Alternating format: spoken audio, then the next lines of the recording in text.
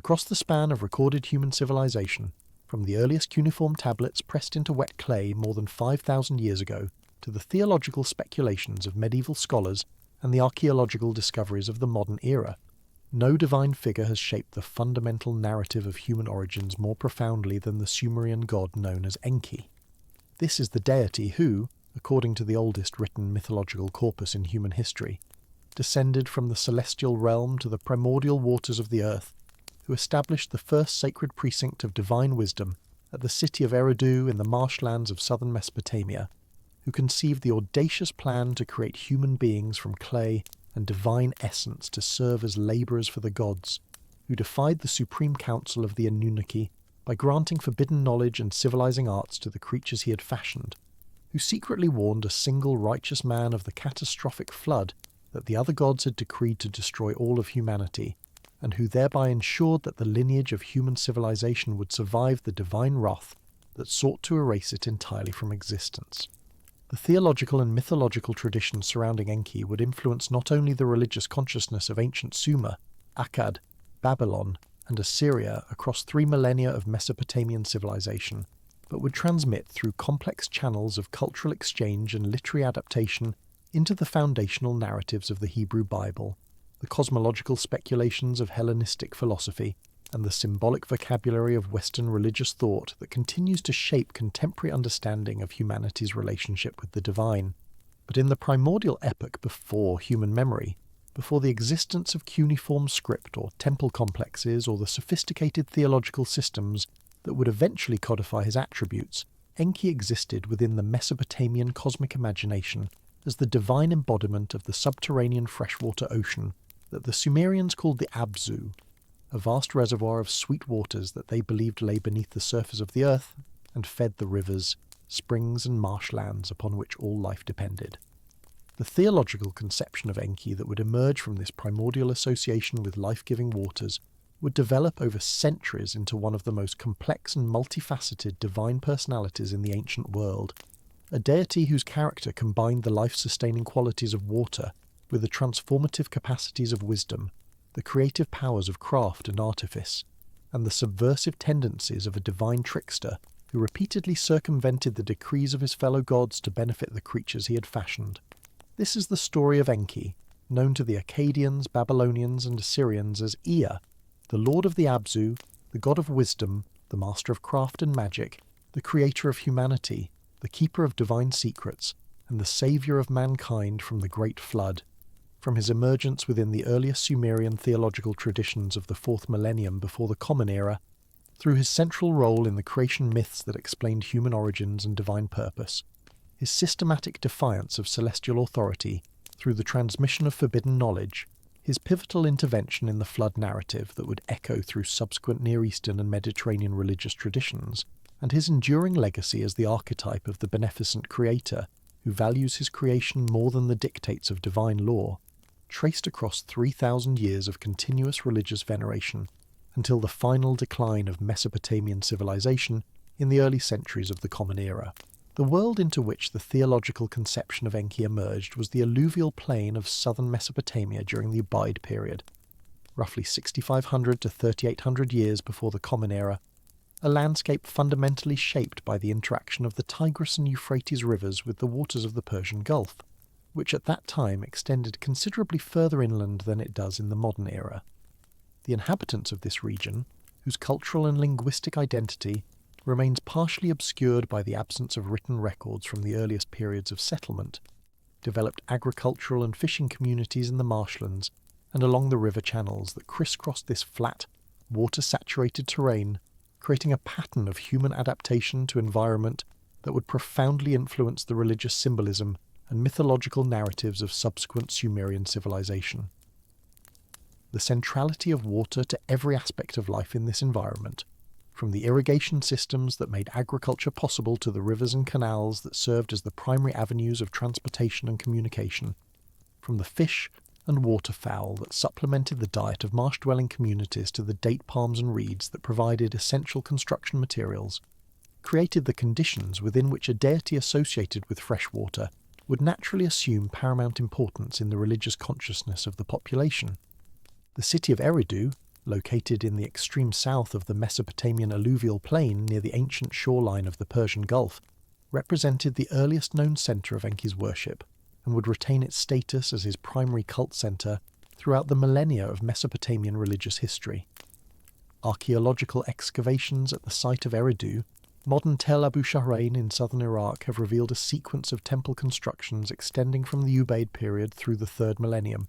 with the earliest levels showing small shrines that were successively rebuilt and expanded over centuries into larger and more elaborate sacred structures, demonstrating the continuous religious significance of this location across the formative centuries of Sumerian civilization. The Sumerian king list, a chronological composition dating from the early 2nd millennium that attempted to trace the succession of royal authority from its divine origins to the historical period, designated Eridu as the first city where kingship descended from heaven to earth, establishing a theological tradition that associated this city with the very origins of civilized human society and divine human interaction. The geographical situation of Eridu at the edge of the marshlands, where the freshwater flows of the Euphrates mingled with the brackish waters of the Gulf, and where the solid earth gave way to the aquatic environment of the marshes, created a liminal space that the Sumerian imagination associated with the boundary between the ordered world of human habitation and the primordial waters of the Abzu from which Enki's power emanated. The temple complex at Eridu, known in Sumerian as the Abzu or House of the Abzu, was conceived not merely as a place of worship, but as the architectural manifestation of the connection between the celestial realm of the gods, the terrestrial world of human civilization, and the subterranean freshwater ocean that Enki controlled, with the temple structure itself serving as a cosmic axis that linked these 3 levels of existence. The Sumerian theological tradition held that Enki had established his dwelling within the Abzu before the creation of humanity, descending from the realm of the gods to take up residence in the sweet waters beneath the earth, and that his temple at Eridu represented the point where mortals could approach most closely to this divine presence that resided in the depths below. The conceptualization of Enki's character within Sumerian religious thought drew upon multiple symbolic associations that combined to create a divine personality of remarkable complexity and occasional contradiction. The fundamental identification with freshwater connected Enki to the life-sustaining properties of rivers, springs, and rainfall, establishing him as a deity of fertility, abundance, and the agricultural prosperity that depended upon reliable water supplies for irrigation. The association of water with purification and cleansing extended Enki's domain to include ritual practices, magical incantations, and the removal of spiritual pollution, making him a primary deity to whom practitioners of exorcism and healing magic addressed their appeals. The fluid and formless nature of water, its capacity to flow around obstacles and find pathways through apparently solid barriers, contributed to the characterization of Enki as a deity of cunning intelligence and creative problem-solving, one who achieved his objectives through cleverness and indirect means, rather than through the direct application of force that characterized other members of the divine pantheon. The Sumerian language itself contributed to the theological complexity of Enki's identity through the multiple meanings embedded in his name and epithets. The element En in Sumerian designated lordship or mastery, while Kai referred to the earth or the underworld, creating a name that could be interpreted as Lord of the Earth, Lord of the Underworld, or Lord of the Place, with each interpretation contributing a different dimension to the deity's theological significance. The alternative interpretation that connected Ki to the Sumerian word for craft, or skill, suggested the meaning Lord of Craft or Master of Arts, emphasizing the association with technical knowledge and creative production that would become increasingly prominent in later mythological traditions. The epithet Nudimud, frequently applied to Enki in Sumerian literary compositions, derived from a verbal root meaning to create or to fashion, establishing the deity's identity as the divine craftsman whose creative powers had shaped not only human beings but the entire apparatus of civilized existence. The emergence of cuneiform writing during the late 4th millennium before the Common Era, initially developed for administrative and economic record-keeping, before being adapted to literary and religious purposes, provided the medium through which the theological traditions surrounding Enki would be preserved and transmitted across subsequent millennia. The earliest religious texts that can be associated with Enki worship date from the mid-3rd millennium, during the period of Sumerian city-states that preceded the unification of Mesopotamia under the Akkadian Empire, and consist primarily of hymns, prayers, and ritual incantations that invoke the deity's powers in specific cultic contexts. These early compositions, while fragmentary and often difficult to interpret due to the archaic nature of the language employed, established the fundamental attributes that would characterize Enki throughout subsequent religious history: his wisdom, his creative powers, his association with water and the Abzu, his role as a source of magical knowledge, and his benevolent disposition toward humanity. The theological significance of Enki within the Sumerian pantheon was established through his position within the divine hierarchy that the Sumerians conceived as governing both cosmic and human affairs. The highest ranks of this divine assembly were occupied by a group of major deities whose authority extended over fundamental aspects of existence. An, the sky god and father of the gods, who represented the supreme but somewhat remote authority of celestial kingship. Enlil, the god of wind and atmosphere, who exercised active executive power over divine and human affairs, and whose cult centre at Nippur served as the religious capital of Sumer. Ninhursag, the mother goddess associated with mountains, wildlife and fertility, and Enki, whose domain of wisdom and water completed the quartet of primary cosmic powers.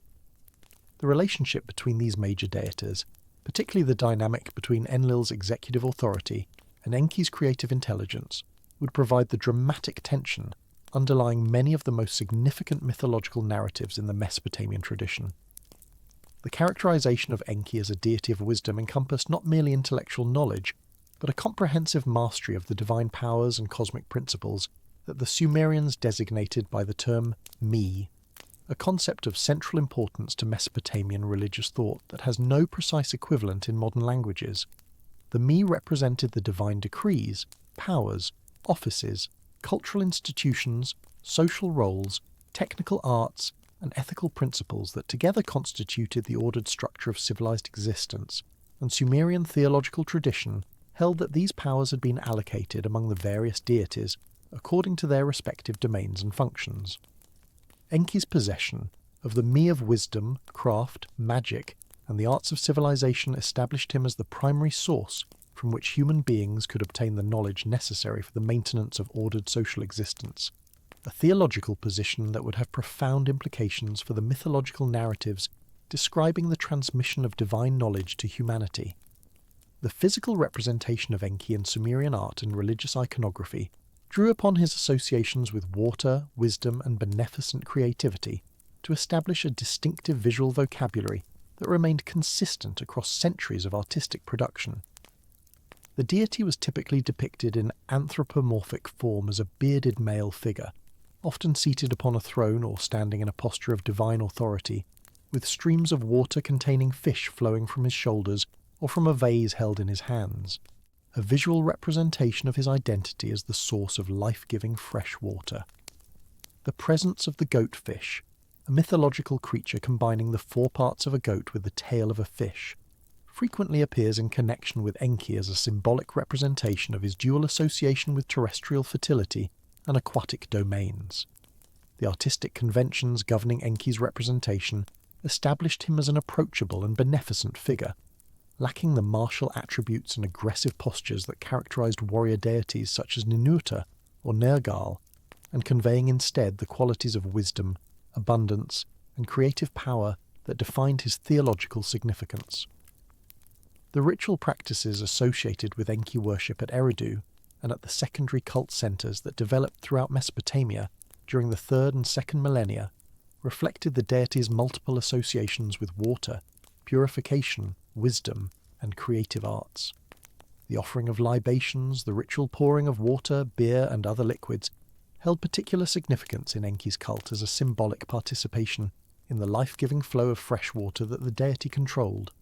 The temple at Eridu incorporated architectural features designed to emphasize the connection between the sacred precinct and the subterranean Abzu,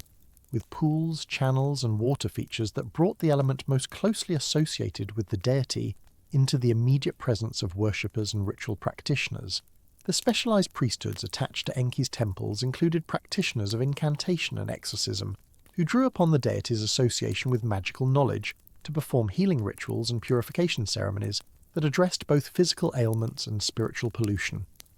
The mythological corpus surrounding Enki, preserved in cuneiform compositions that range from the mid-3rd millennium through the Hellenistic period, constitutes one of the richest and most narratively developed bodies of religious literature in the ancient world, providing extended accounts of the deity's activities, relationships, and interventions in cosmic and human affairs. The earliest mythological texts, composed in Sumerian during the period of the 3rd dynasty of Ur around 2100 to 2000 before the Common Era, established the narrative frameworks and thematic concerns that would be elaborated, translated, and adapted by subsequent Akkadian, Babylonian, and Assyrian traditions over the following 2 millennia. The sophistication of these mythological compositions, their complex narrative structures, their subtle theological arguments, and their literary artistry indicates that they represent the culmination of centuries of oral tradition and religious speculation,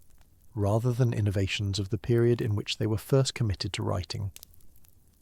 The myth known to modern scholars as Enki and the World Order, one of the longest and most comprehensive Sumerian mythological compositions, provides an extended account of the deity's creative activities that demonstrates the scope of his theological significance and his relationship to the other members of the divine pantheon. The narrative presents Enki engaged in a systematic organization of the cosmos following his emergence from the Abzu, establishing the proper functions of the Tigris and Euphrates rivers, organizing the agricultural and pastoral practices upon which human survival depended, designating the divine patrons for various crafts and professions, and allocating the me among the appropriate deities and institutions. The composition depicts Enki as a benevolent organizer who takes pleasure in the flourishing of the world he has arranged, touring his domain to inspect the proper functioning of its various components and expressing satisfaction at the prosperity and abundance that his creative efforts have produced.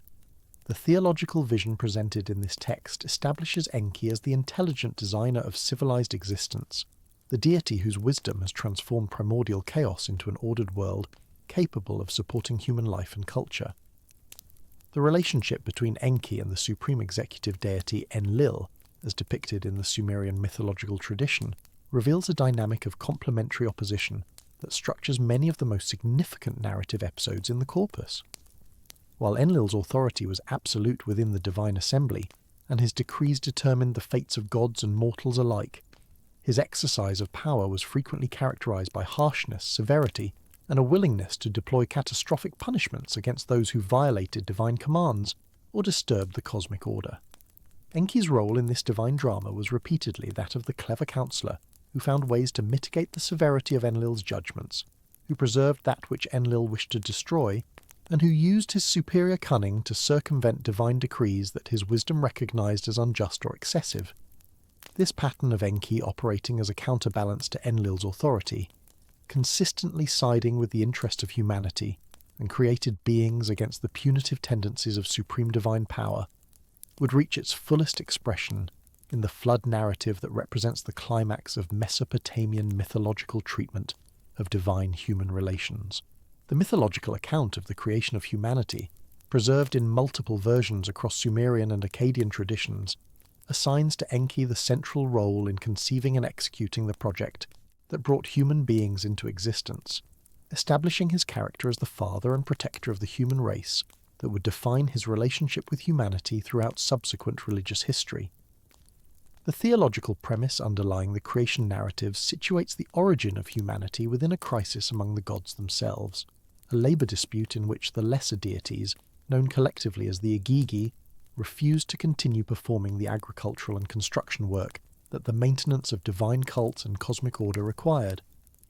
The Sumerian composition known as Enki and Ninmah and the Akkadian Atrahasis epic preserve detailed accounts of the deliberations and actions through which this divine crisis was resolved, with Enki devising the solution that would relieve the gods of their labour by creating a new order of beings to perform the necessary work in their place. The creative process through which Enki fashioned humanity, as described in these mythological texts, combined elements of clayworking craft with sacred ritual and biological generation to produce beings that partook of both earthly substance and divine essence. The raw material from which human bodies were formed was clay, the most fundamental medium of Mesopotamian craft production, mixed with the blood of a slain deity whose sacrifice provided the divine component that would animate the earthly matter and grant humans their capacity for intelligence and spiritual awareness. The goddess Ninmah, also known as Ninhursag or Mummy, served as Enki's partner in this creative work, with the mythological tradition attributing to her the role of birth goddess who shaped the clay into human form and brought the first generations to birth through her divine womb. The collaboration between Enki's intellectual conception and design of humanity and Ninmah's physical fashioning and delivery established a model of divine creation that acknowledged both masculine wisdom and feminine generative power as essential components of the creative process. The purpose for which humanity was created, according to the Mesopotamian mythological tradition, was fundamentally one of service and labour, with human beings designed to relieve the gods of the burdensome work of maintaining the cosmic order and providing for divine needs. The term that Sumerian texts employ to describe this human function is lu, which encompasses meanings of labour, service and servitude, establishing a theological framework in which human existence is justified by its utility to the divine realm rather than by any intrinsic value or dignity inherent in human nature itself. This conception of humanity as the servants and labourers of the gods, created to perform the work that the divine beings found distasteful, stands in marked contrast to later theological traditions that would emphasise human dignity, divine love for humanity, or the special status of human beings within creation. The Mesopotamian understanding of the divine-human relationship was fundamentally hierarchical and utilitarian, with humans occupying a position of permanent subordination to the gods who had created them for instrumental purposes. Yet within this framework of cosmic servitude, Enki's attitude toward the beings he had created was consistently portrayed as one of protective concern and affectionate interest that exceeded the instrumental logic of the creation narrative. The mythological texts depict Enki as taking pleasure in human flourishing, as defending human interests within the divine assembly, as providing humanity with the knowledge and skills necessary, not merely for survival, but for the development of civilized existence, and as repeatedly intervening to save humanity from divine punishments that threatened to destroy the race he had fashioned. This characterization of Enki as the god who loves his creation, who values humanity for reasons that transcend mere utility, and who is willing to defy the other gods to protect human interests, established the theological foundation for the unique relationship between this deity and the human race that would culminate in his secret warning of the coming flood. The concept of forbidden knowledge and its transmission from divine to human realms constitutes one of the most significant thematic complexes in the Mesopotamian mythological tradition, and Enki's role as the source of this knowledge establishes his character as a divine transgressor whose beneficence toward humanity brought him into conflict with the established order of the cosmos. The me that Enki possessed and controlled included not merely the practical arts of agriculture, construction, and metallurgy, but also the deeper secrets of magical incantation, the mysteries of cosmic order, and the divine wisdom that separated the gods from their mortal servants. The Sumerian mythological tradition preserved accounts of the transmission of these divine powers to humanity through various channels associated with Enki's cult, establishing a pattern in which human civilization developed through the progressive acquisition of knowledge that the gods had originally intended to keep to themselves. The myth of Adapa, preserved in Akkadian versions dating from the second millennium, provides one of the most detailed accounts of Enki's transmission of forbidden knowledge to a mortal, and the consequences that this transgression entailed. Adapa, described as a sage of the city of Eridu, and a priest of Enki's cult, had received from his divine patron the gift of comprehensive wisdom, understanding of the cosmic order, and knowledge of magical incantations that gave him powers exceeding those of ordinary mortals. When Adapa's magical abilities brought him to the attention of the supreme god Anu, who summoned him to appear before the divine assembly in heaven, Enki provided his protege with advice designed to protect him from the dangers of this celestial encounter, but this advice also prevented Adapa from accepting the food and water of immortality that Anu offered to him. The narrative has been interpreted as explaining why human beings, despite their divine-granted wisdom and civilization, remain subject to death, with Enki's protective but limiting guidance serving as the immediate cause of humanity's exclusion from eternal life. The transmission of the me from Enki to human civilization receives elaborate mythological treatment in the Sumerian composition Inanna and Enki, which narrates the goddess Inanna's journey to Eridu to obtain the divine powers from the lord of the Abzu, and bring them to her own city of Uruk. The narrative, which combines elements of sacred banquet, divine seduction, and comedic chase sequence, presents Enki generously bestowing the me upon Inanna while intoxicated at a feast, then attempting unsuccessfully to recover them when he realizes what he has done, and finally accepting with resigned good humour that the divine powers have passed from Eridu to Uruk. While this myth operates on one level as a charter narrative explaining the transfer of cultural and religious supremacy between cities,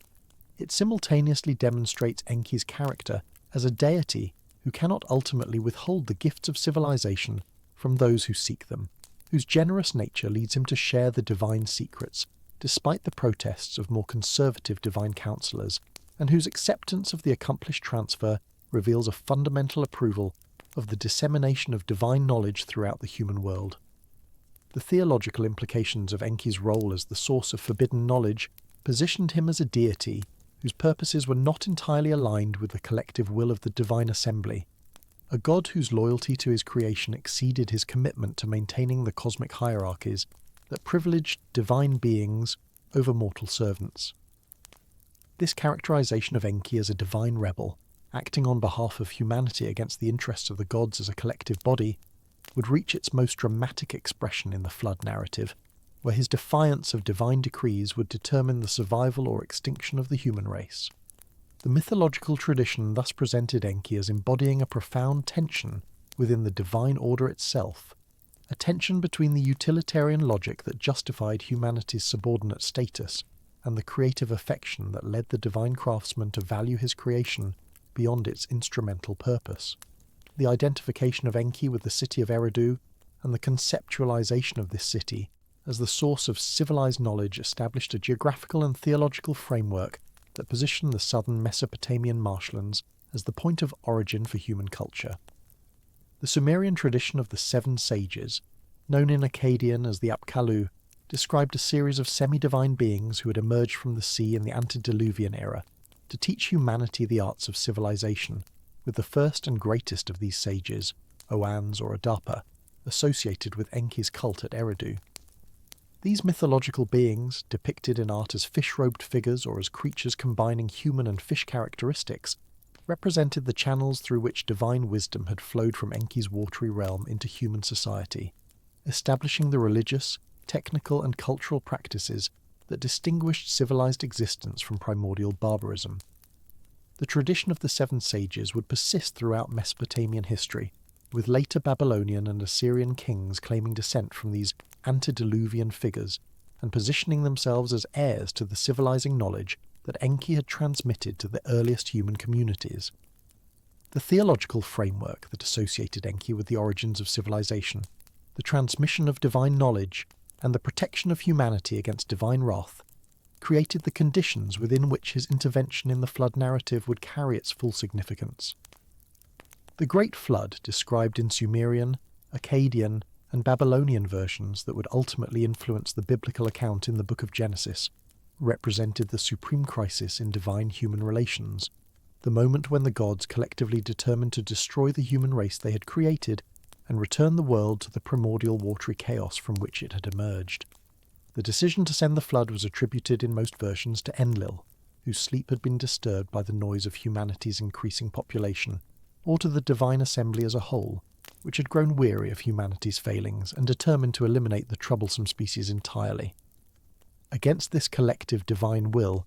a single deity would choose to defy the decision of the assembly and secretly preserve a remnant of humanity from the catastrophe that was intended to destroy them all. The preservation of this narrative through multiple versions and across millennia of religious transmission demonstrates its central importance to Mesopotamian theological reflection on the relationship between gods and humanity, the limits of divine authority, and the nature of justice within the cosmic order.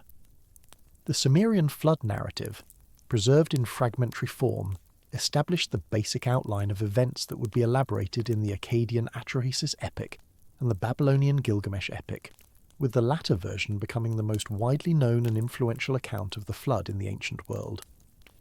In all versions, it is Enki who provides the crucial intervention that saves humanity from extinction, defying the oath of secrecy that bound the gods, and warning his faithful servant of the impending catastrophe through an ingenious circumlocution that technically respected the letter while violating the spirit of the divine prohibition. The mechanism by which Enki accomplished this warning, without technically violating the divine oath, reveals the characteristically cunning nature that distinguished him from his fellow deities and established him as the divine patron of cleverness and intellectual subterfuge. The gods had sworn an oath not to reveal the impending flood to any human being, and this oath bound even Enki, whose creative affection for humanity could not simply override the formal commitments he'd undertaken within the divine assembly.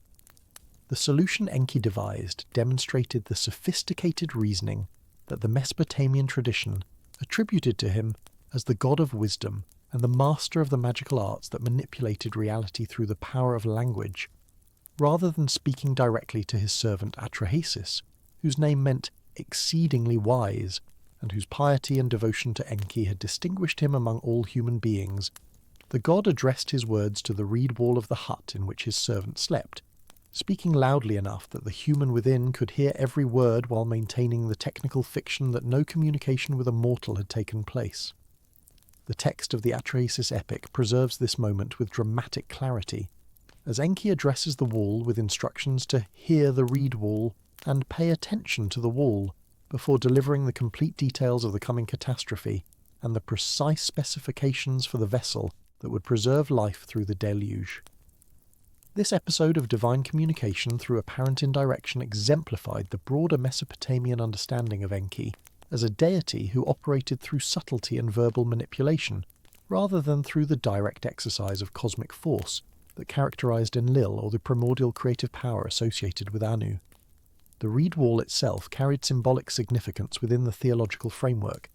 as reeds grew abundantly in the marshlands surrounding Eridu, and were closely associated with Enki's aquatic domain, while the use of reeds in writing implements connected this episode to Enki's broader role as the patron of scribal arts, and the transmission of knowledge through textual means. The warning delivered through the wall instructed Atrahasis to tear down his house and build a boat according to specific dimensions, to reject worldly possessions in favour of preserving life, and to load aboard the vessel representatives of all living species along with his family and the skilled craftsmen whose knowledge would be essential for rebuilding civilization after the waters receded.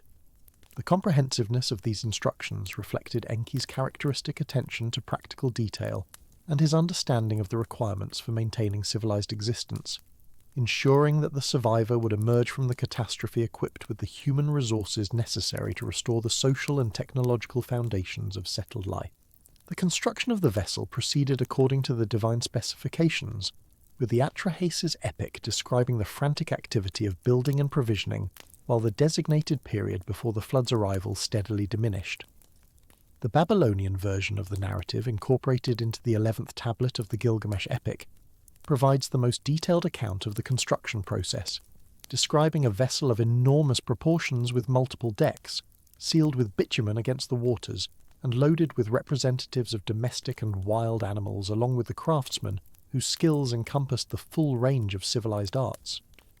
The builder, named Utnapishtim in the Babylonian version, received not only technical instructions but also advice on how to deceive his neighbours regarding the purpose of his construction project, maintaining social order and preventing panic during the final days before the catastrophe. This element of the narrative emphasized Enki's understanding of human psychology and social dynamics, recognizing that the revelation of the impending doom would serve no constructive purpose for those who could not be saved and would only create chaos and suffering in the limited time that remained. The arrival of the flood itself was described in terms that combined meteorological observation with cosmic catastrophe, as the gods unleashed the waters above and below the earth to inundate the world and destroy the human population that had been created to serve them. The storm winds and driving rains that characterized the onset of the deluge gave way to the rising of the subterranean waters that Enki himself controlled, creating a complex theological situation in which the god was simultaneously participating in the cosmic mechanism of destruction, while having secretly ensured that his participation would not achieve its intended purpose. The duration of the flood varied across the different textual traditions, with some versions describing 7 days and nights of continuous storm while others extended the period of inundation considerably longer,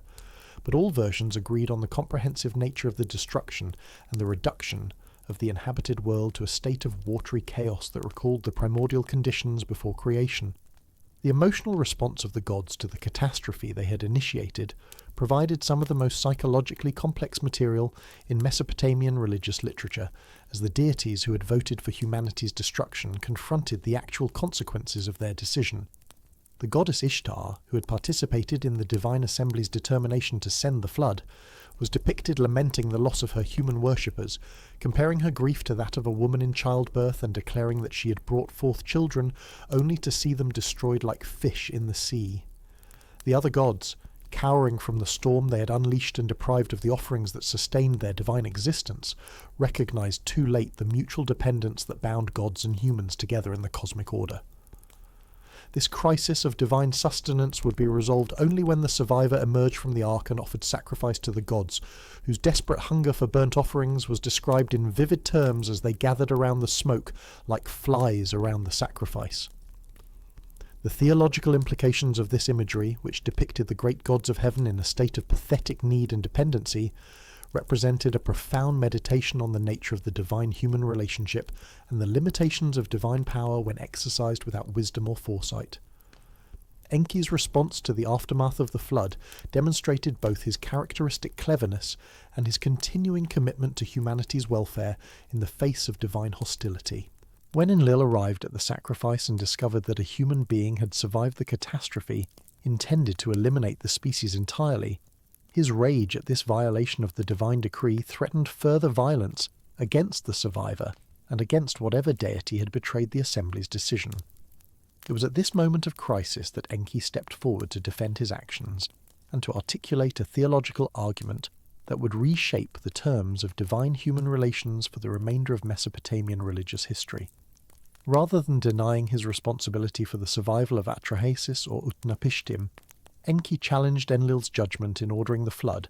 questioning the wisdom and justice of destroying the innocent, along with the guilty, and proposing alternative mechanisms for population control that would preserve humanity while addressing the concerns that had motivated the catastrophic decision. The argument Enki presented to the divine assembly in defense of his actions constituted a fundamental challenge to the utilitarian logic that had justified humanity's creation as a labor force and their destruction when they became inconvenient. By questioning whether the punishment was proportionate to the offence and whether the destruction of all humanity was justified by the failings of some, Enki introduced considerations of justice and proportion into a divine calculus that had previously operated on principles of pure expedience. The alternatives he proposed for limiting human population, including predation by wild beasts, famine, and pestilence, would inflict suffering on humanity without eliminating the species entirely, preserving the workforce that served the gods while addressing the noise and crowding that had disturbed Enlil's rest.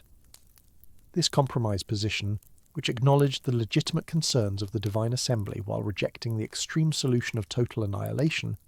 demonstrated the mediating role that Enki played between the harsh demands of divine authority and the vulnerable position of human beings subject to that authority. The resolution of the flood narrative, in which Enlil's anger was appeased and the human survivor was granted immortality, as a reward for his piety and as a permanent reminder of the catastrophe that had nearly destroyed his species, established a new framework for divine-human relations that would govern Mesopotamian religious thought throughout the subsequent millennia. The transformation of Utnapishtim into an immortal being, residing in a remote location at the edge of the world, removed him from the normal human condition, while preserving his existence as a witness to the primordial catastrophe and a potential source of wisdom for those rare mortals who might seek him out. This outcome reflected Enki's continuing influence over the fate of his protégé, as the grant of immortality represented an extraordinary departure from the normal divine policy that restricted eternal life to the gods themselves and consigned human beings to the shadowy existence of the underworld after death. The significance of the flood narrative for understanding Enki's place within Mesopotamian religion extends beyond the specific events of the catastrophe and its aftermath to encompass the broader theological questions that the story raised regarding the nature of divine governance and the moral dimensions of cosmic authority. The characterization of Enlil as hasty, vindictive, and short-sighted in his decision to destroy humanity provided an implicit critique of the exercise of divine power without the guidance of wisdom, while Enki's role as the cunning protector who subverted the unjust decree through verbal manipulation and technical evasion established a model for the relationship between intelligence and authority that resonated throughout Mesopotamian culture. The scribal traditions that preserved and transmitted these narratives identified themselves with Enki's domain of knowledge and textual transmission, positioning their own activities as continuing the civilizing mission that the god had initiated through the seven sages and the secret warning to the flood hero. The tablets containing the flood narrative were among the most frequently copied and widely distributed texts in Mesopotamian literary culture, with versions recovered from sites throughout Mesopotamia and beyond, including the famous library of Ashurbanipal at Nineveh, where the most complete copy of the Gilgamesh epic was preserved. The persistence of this narrative across linguistic and cultural boundaries, from the Sumerian original through Akkadian and Babylonian versions to its eventual incorporation into the Hebrew biblical tradition, demonstrates the profound resonance of its themes regarding divine justice, human vulnerability, and the possibility of salvation through divine favour and human righteousness. The transmission of these themes into the Genesis account of Noah and the flood carried elements of Enki's characterization into the monotheistic framework of Israelite religion, where the single deity who sends the flood also provides the warning and the means of survival, absorbing the functions that Mesopotamian tradition had distributed between Enlil and Enki into a unified divine personality. The mythological material surrounding Enki's role in the creation and preservation of humanity established the theological foundation for his cultic worship at Eridu and throughout Mesopotamia, where temples dedicated to his worship maintained the rituals and offerings that sustained the relationship between the god and his human devotees. The temple complex at Eridu, known as the Abzu or House of the Abzu, represented the terrestrial point of contact between the watery depths over which Enki presided and the human communities that sought his wisdom and protection. Archaeological excavation of the Eridu site has revealed a sequence of temple constructions extending back to the earliest periods of Mesopotamian settlement, with the superimposition of successive buildings on the same sacred location demonstrating the continuous occupation and veneration of this spot across millennia of cultural development. The architectural evolution of the Erida temple, from simple shrines to elaborate complexes with multiple chambers, offering platforms and storage facilities, reflected the growing sophistication of the cult and the increasing resources devoted to maintaining the divine presence that was believed to reside at this primordial location. The ritual practices associated with Enki's cult emphasized the purifying and fertilizing qualities of water, with lustration ceremonies and the sprinkling of holy water playing central roles in the maintenance of sacred purity and the restoration of individuals or objects that had been contaminated by contact with impurity or misfortune. The association of Enki with magical practices and incantations positioned his cult as a resource for addressing the various afflictions and dangers that threatened human welfare, from illness and demonic attack to legal disputes and economic difficulties. The extensive corpus of Mesopotamian incantation literature frequently invoked Enki's wisdom and power as the ultimate authority behind the efficacy of magical formulas, with the god represented as the source of the secret knowledge that gave words their power to affect reality and compel supernatural forces to comply with human needs. The figure of Enki, as depicted in these ritual contexts, combined the cosmic authority of a great god with the practical accessibility of a helpful patron who could be approached for assistance in the everyday concerns of human life. The prayers and hymns addressed to Enki praised his wisdom, his creative power, and his benevolent disposition toward humanity,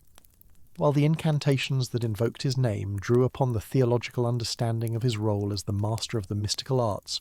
who had established the formulas and procedures by which magical operations achieved their effects. This dual characterization of Enki as both cosmic principle and practical helper reflected the general structure of Mesopotamian polytheism, in which the great gods of the pantheon maintained their transcendent dignity while simultaneously engaging with the specific needs and concerns of their human worshippers through cultic institutions that mediated between divine and human realms. The transmission of Enki's mythology and cult through the successive political and cultural transformations of Mesopotamian history demonstrated the remarkable adaptability of this divine figure to changing circumstances while preserving the essential elements that defined his theological identity. The Akkadian conquest of Sumer in the late 3rd millennium brought linguistic and cultural changes that affected the terminology and textual expression of religious traditions without fundamentally altering the characterization of Enki, whose Akkadian name Ea preserved the phonetic elements of his Sumerian designation while integrating him into the Akkadian theological framework.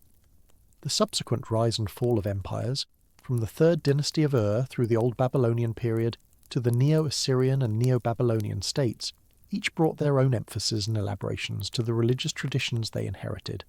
But the core elements of Enki's mythology, including his association with wisdom, water, creation, and the protection of humanity,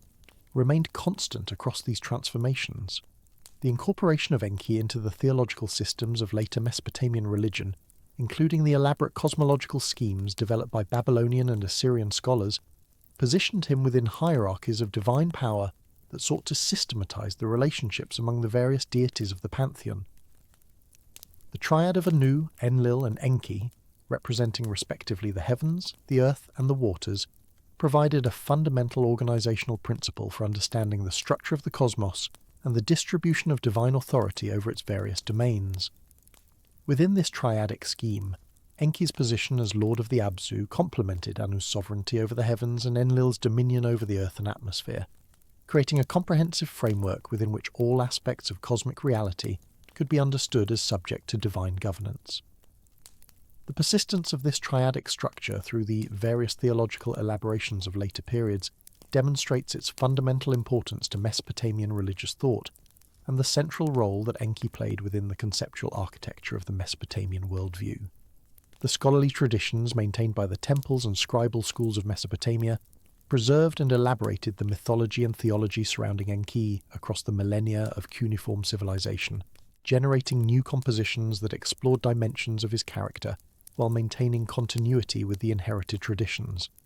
The philosophical dimensions of Enki's characterization, including his association with the exercise of reason and the application of intelligence to practical problems, found expression in wisdom literature that presented the god as a model for the thoughtful engagement with life's challenges that distinguished the wise person from the fool. The combination of divine authority and practical wisdom that characterized Enki provided a template for understanding how knowledge and intelligence could navigate the constraints and dangers of existence, achieving beneficial outcomes through cunning and foresight rather than through the direct exercise of force that remained the prerogative of the gods alone. The scribal academies that flourished in the major urban centres of Mesopotamia during the second millennium before the Common Era devoted considerable attention to the systematic collection and preservation of traditions concerning Enki, producing standardized editions of mythological compositions that would serve as authoritative reference texts for subsequent generations of religious specialists and scholarly practitioners. The curriculum of scribal education included the careful copying of hymns, prayers, and narrative compositions featuring Enki among their principal subjects, ensuring that students mastered not only the technical skills of cuneiform writing, but also the theological and literary traditions that gave meaning and context to the texts they reproduced. The meticulous attention to textual accuracy that characterized the best scribal practice reflected an understanding that the words themselves possessed power and significance that extended beyond their communicative function, particularly in the case of religious texts whose efficacy depended upon the precise preservation of formulas and narratives that connected present practice to primordial patterns established at the foundation of the cosmos. The libraries assembled by temples and palaces throughout Mesopotamia contained multiple copies of compositions concerning Enki, allowing scholars to compare versions and detect scribal errors while also documenting the variations that had developed across different regional and temporal traditions. The colophons appended to many tablets provided information about the circumstances of their production, including the names of scribes, the dates of copying, and references to the exemplars from which copies had been made, creating a documentary record of textual transmission that modern scholars have used to trace the history of individual compositions across centuries of copying and recopying.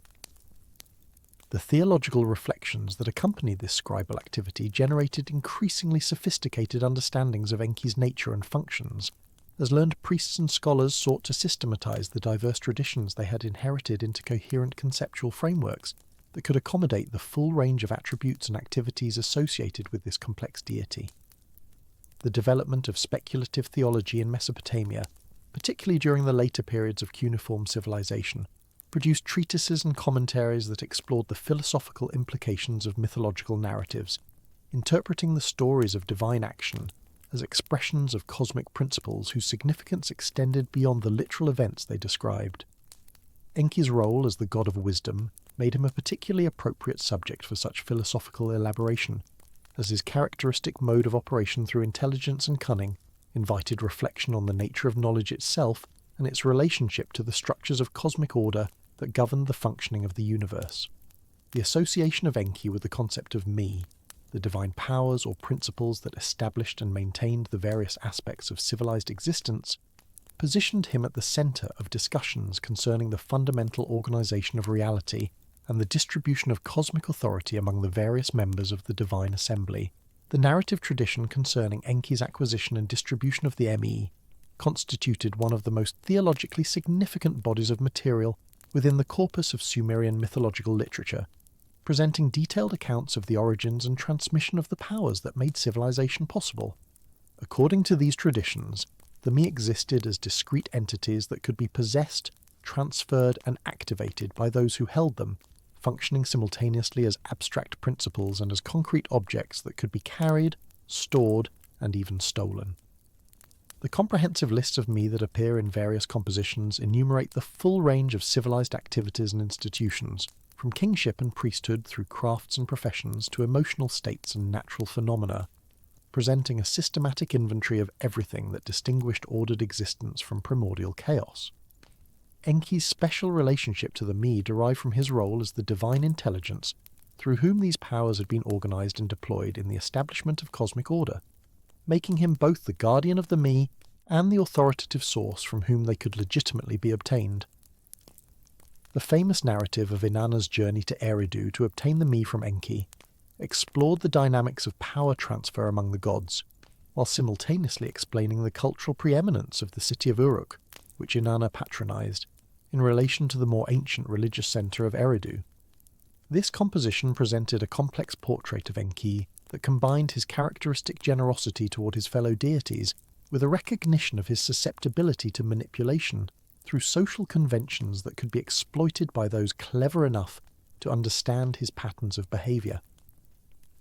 The narrative recounted how Inanna travelled to Eridu and was received by Enki with elaborate hospitality, including a banquet at which the god consumed large quantities of beer in celebration of his divine guest's arrival. As the festivities progressed, and Enki's judgment became increasingly impaired by intoxication, he began presenting the me to Inanna one by one, transferring to her possession the powers that governed kingship, the priestly offices, truth, descent into the underworld, ascent from the underworld, the art of love-making, the kissing of phallus, the art of prostitution, the art of speeding, straightforward speech, slanderous speech, the adorning of speech, the cultic prostitute, the holy tavern, the holy shrine, the hierodule of heaven, loudness, the art of kindness, the art of travelling, the secure dwelling place, the feeding pen, the sheepfold, fear, dismay, consternation, the bitter-toothed lion, the kindling of fire, the putting out of fire, weariness, the assembled family, and numerous additional powers whose transfer continued throughout the banquet until Inanna had received the entire complement of civilizing forces.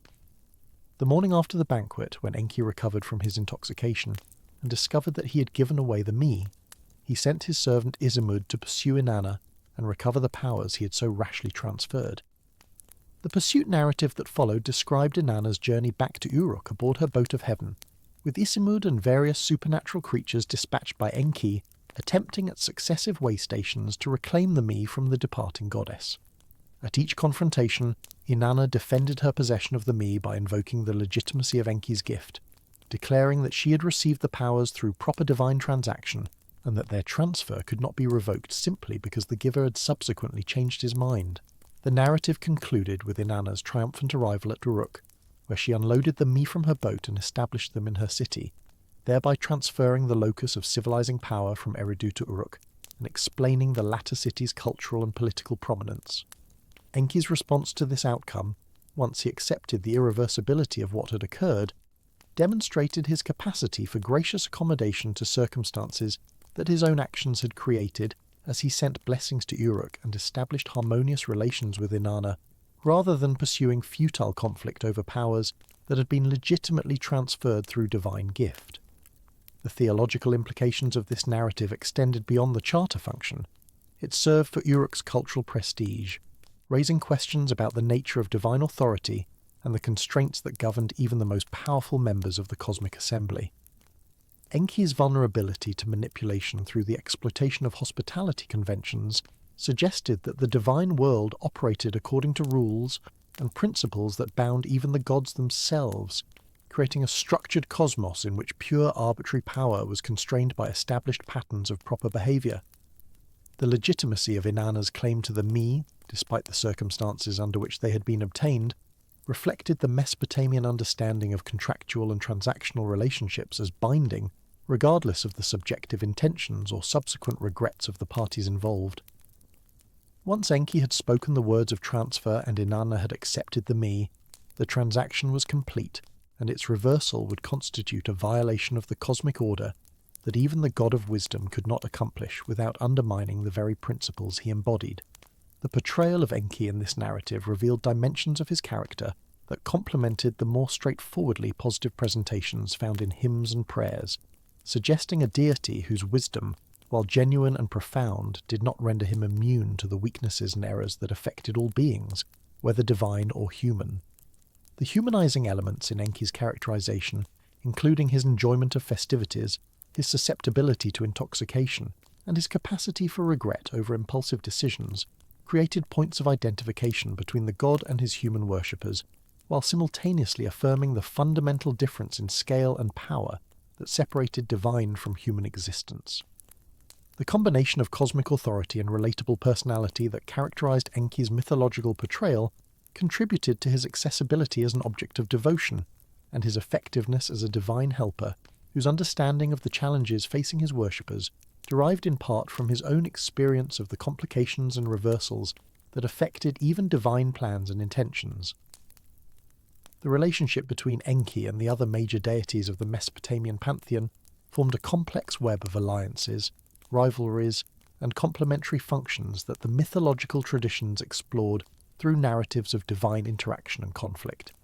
The positioning of Enki within the triadic structure of supreme divine authority, alongside Anu and Enlil, established his fundamental importance within the cosmic hierarchy, while also defining the boundaries of his proper domain and the relationships of cooperation and potential tension that existed among the three great gods. Anu, as the father of the gods and the personification of the heavens, represented the ultimate source of divine authority from which all other powers derived, while Enlil, as the king of the gods and the lord of the atmosphere, exercised active sovereignty over the functioning of the cosmos and the governance of both divine and human affairs. Enki's position as the third member of this supreme triad assigned him authority over the subterranean waters and the domain of wisdom, establishing his particular responsibilities within the division of cosmic labour, while also positioning him in a complex relationship with Enlil, whose implications emerged most dramatically in the flood narrative. The interactions between Enki and Enlil in the mythological traditions revealed both the complementary nature of their functions and the potential for conflict that arose from their differing approaches to the relationship between gods and humans. Enlil's role as the active sovereign of the cosmos gave him responsibility for maintaining the proper order of existence, including the regulation of human populations whose noise and disturbance threatened to disrupt the tranquility that the gods desired. The traditions concerning Enlil's attempts to reduce human populations through various afflictions, culminating in his decision to destroy humanity entirely through the flood, presented a deity whose commitment to cosmic order led him to view human existence as a potential problem, requiring management rather than a benefit to be protected and cultivated. Enki's countervailing commitment to human welfare, expressed through his efforts to frustrate Enlil's destructive intentions and preserve human life despite the decrees of the divine assembly, established the fundamental opposition between these two divine perspectives that gave the flood narrative its dramatic tension and theological significance. The theological framework within which this opposition operated did not present a simple conflict between good and evil deities, but rather a more nuanced tension between legitimate but incompatible divine priorities whose reconciliation required creative solutions that could satisfy the demands of cosmic order while preserving the benefits that human service provided to the gods. Enlil's grievances against humanity were not presented as arbitrary or malicious, but as reasonable responses to genuine problems created by human existence, including the noise pollution that disturbed divine rest and the potential for human populations to grow beyond sustainable limits. The wisdom that Enki brought to these conflicts consisted not in simple opposition to Enlil's concerns, but in the identification of alternative solutions that could address the underlying problems without requiring the extreme measure of human annihilation. The pattern of Enki's interventions in the affairs of gods and humans consistently demonstrated his commitment to finding resolutions that preserved valuable elements of existing arrangements, while accommodating the legitimate interests of all parties affected by proposed changes. The creative intelligence that characterized Enki's approach to problem-solving found expression in the various technical and cultural innovations that the mythological traditions attributed to his initiative, establishing him as the divine source of the knowledge and skills that enabled human civilization to develop and flourish. The arts and crafts that distinguish civilized existence from the raw condition of natural life, including the techniques of agriculture, animal husbandry, construction, metalworking, textile production, and countless other specialized activities, traced their origins to divine instruction that Enki had provided either directly or through intermediaries designated for this purpose. The association of Enki with the primordial sages known as the Apakalu, who had emerged from the waters to teach humanity the foundations of civilized life, established the institutional continuity between divine wisdom and human learning that the Mesopotamian scholarly tradition claimed as its fundamental authorization. These 7 sages of antediluvian times had received their knowledge from Enki and had transmitted it to the human communities they served, establishing the patterns of life and thought that subsequent generations would elaborate and develop while remaining grounded in the original dispensation of divine wisdom.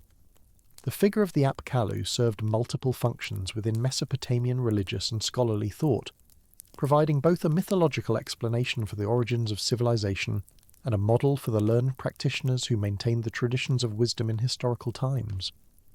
The priests, scribes, and exorcists who claimed expertise in the various specialized disciplines of Mesopotamian learning understood themselves as standing in continuity with the antediluvian sages, preserving and transmitting the knowledge that had originally descended from Enki through his appointed intermediaries. The rituals of purification and protection that formed a major component of Mesopotamian religious practice frequently invoked the Apkallu as sources of the power and knowledge required for their effective performance, establishing connections between present ritual action and the primordial establishment of the cosmic order that such rituals sought to maintain and restore. The visual representations of Apkallu figures in Mesopotamian art, often depicted as beings with fish-like characteristics reflecting their emergence from Enki's watery realm, appeared in contexts designed to invoke protective power, including the guardian figures placed at the entrances of temples and palaces to ward off malevolent influences. The comprehensive scope of Enki's benefactions to humanity encompassed not only the practical arts of civilization, but also the conceptual frameworks through which human beings understood their place in the cosmic order and their relationships with the divine powers that governed existence. The wisdom literature of Mesopotamia, including proverbs, instructions, and reflective compositions on the nature of human life and its challenges, drew upon theological understandings of wisdom that traced ultimately to Enki's exemplification of intelligent engagement with reality. The practical wisdom that enabled successful navigation of life's difficulties, including the social intelligence required for effective interaction with others and the strategic thinking needed for the achievement of long-term goals,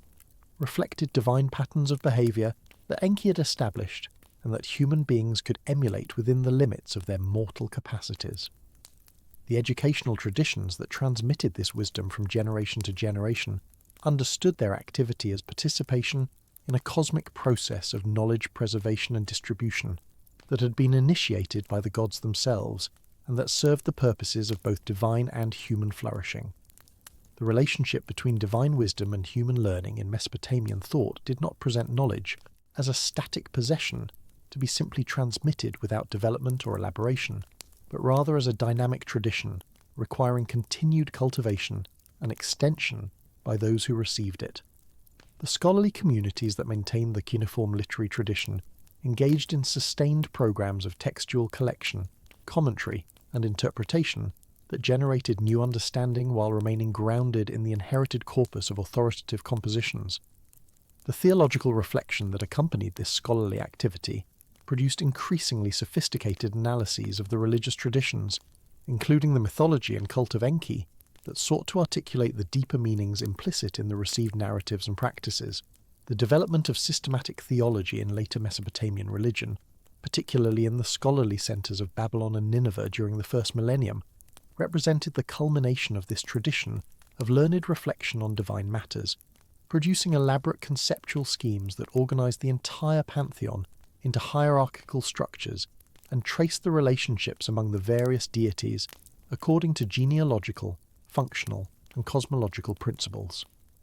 The position of Enki within these later theological systematizations preserved the essential elements of his characterization that had been established in the earlier Sumerian traditions, while elaborating new dimensions appropriate to the intellectual context of later periods.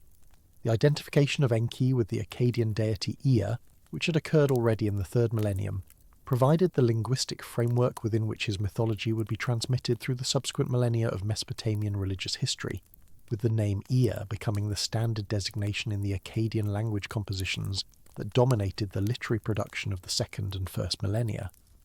The theological elaboration of Ea's characteristics in these later traditions maintained his fundamental association with wisdom, water, and the protection of humanity, while developing new aspects of his mythology appropriate to the concerns and contexts of Babylonian and Assyrian religion. The incorporation of Ea into the cosmogonic traditions that explained the origins of the cosmos and the establishment of the present world order positioned him as a central figure in the foundational narratives that defined Babylonian religious understanding, including the great creation epic known as Enuma Elish, that became the authoritative account of cosmic origins in the 1st millennium theological tradition. The composition known to modern scholars as Enuma Elish, named after its opening words meaning when on high,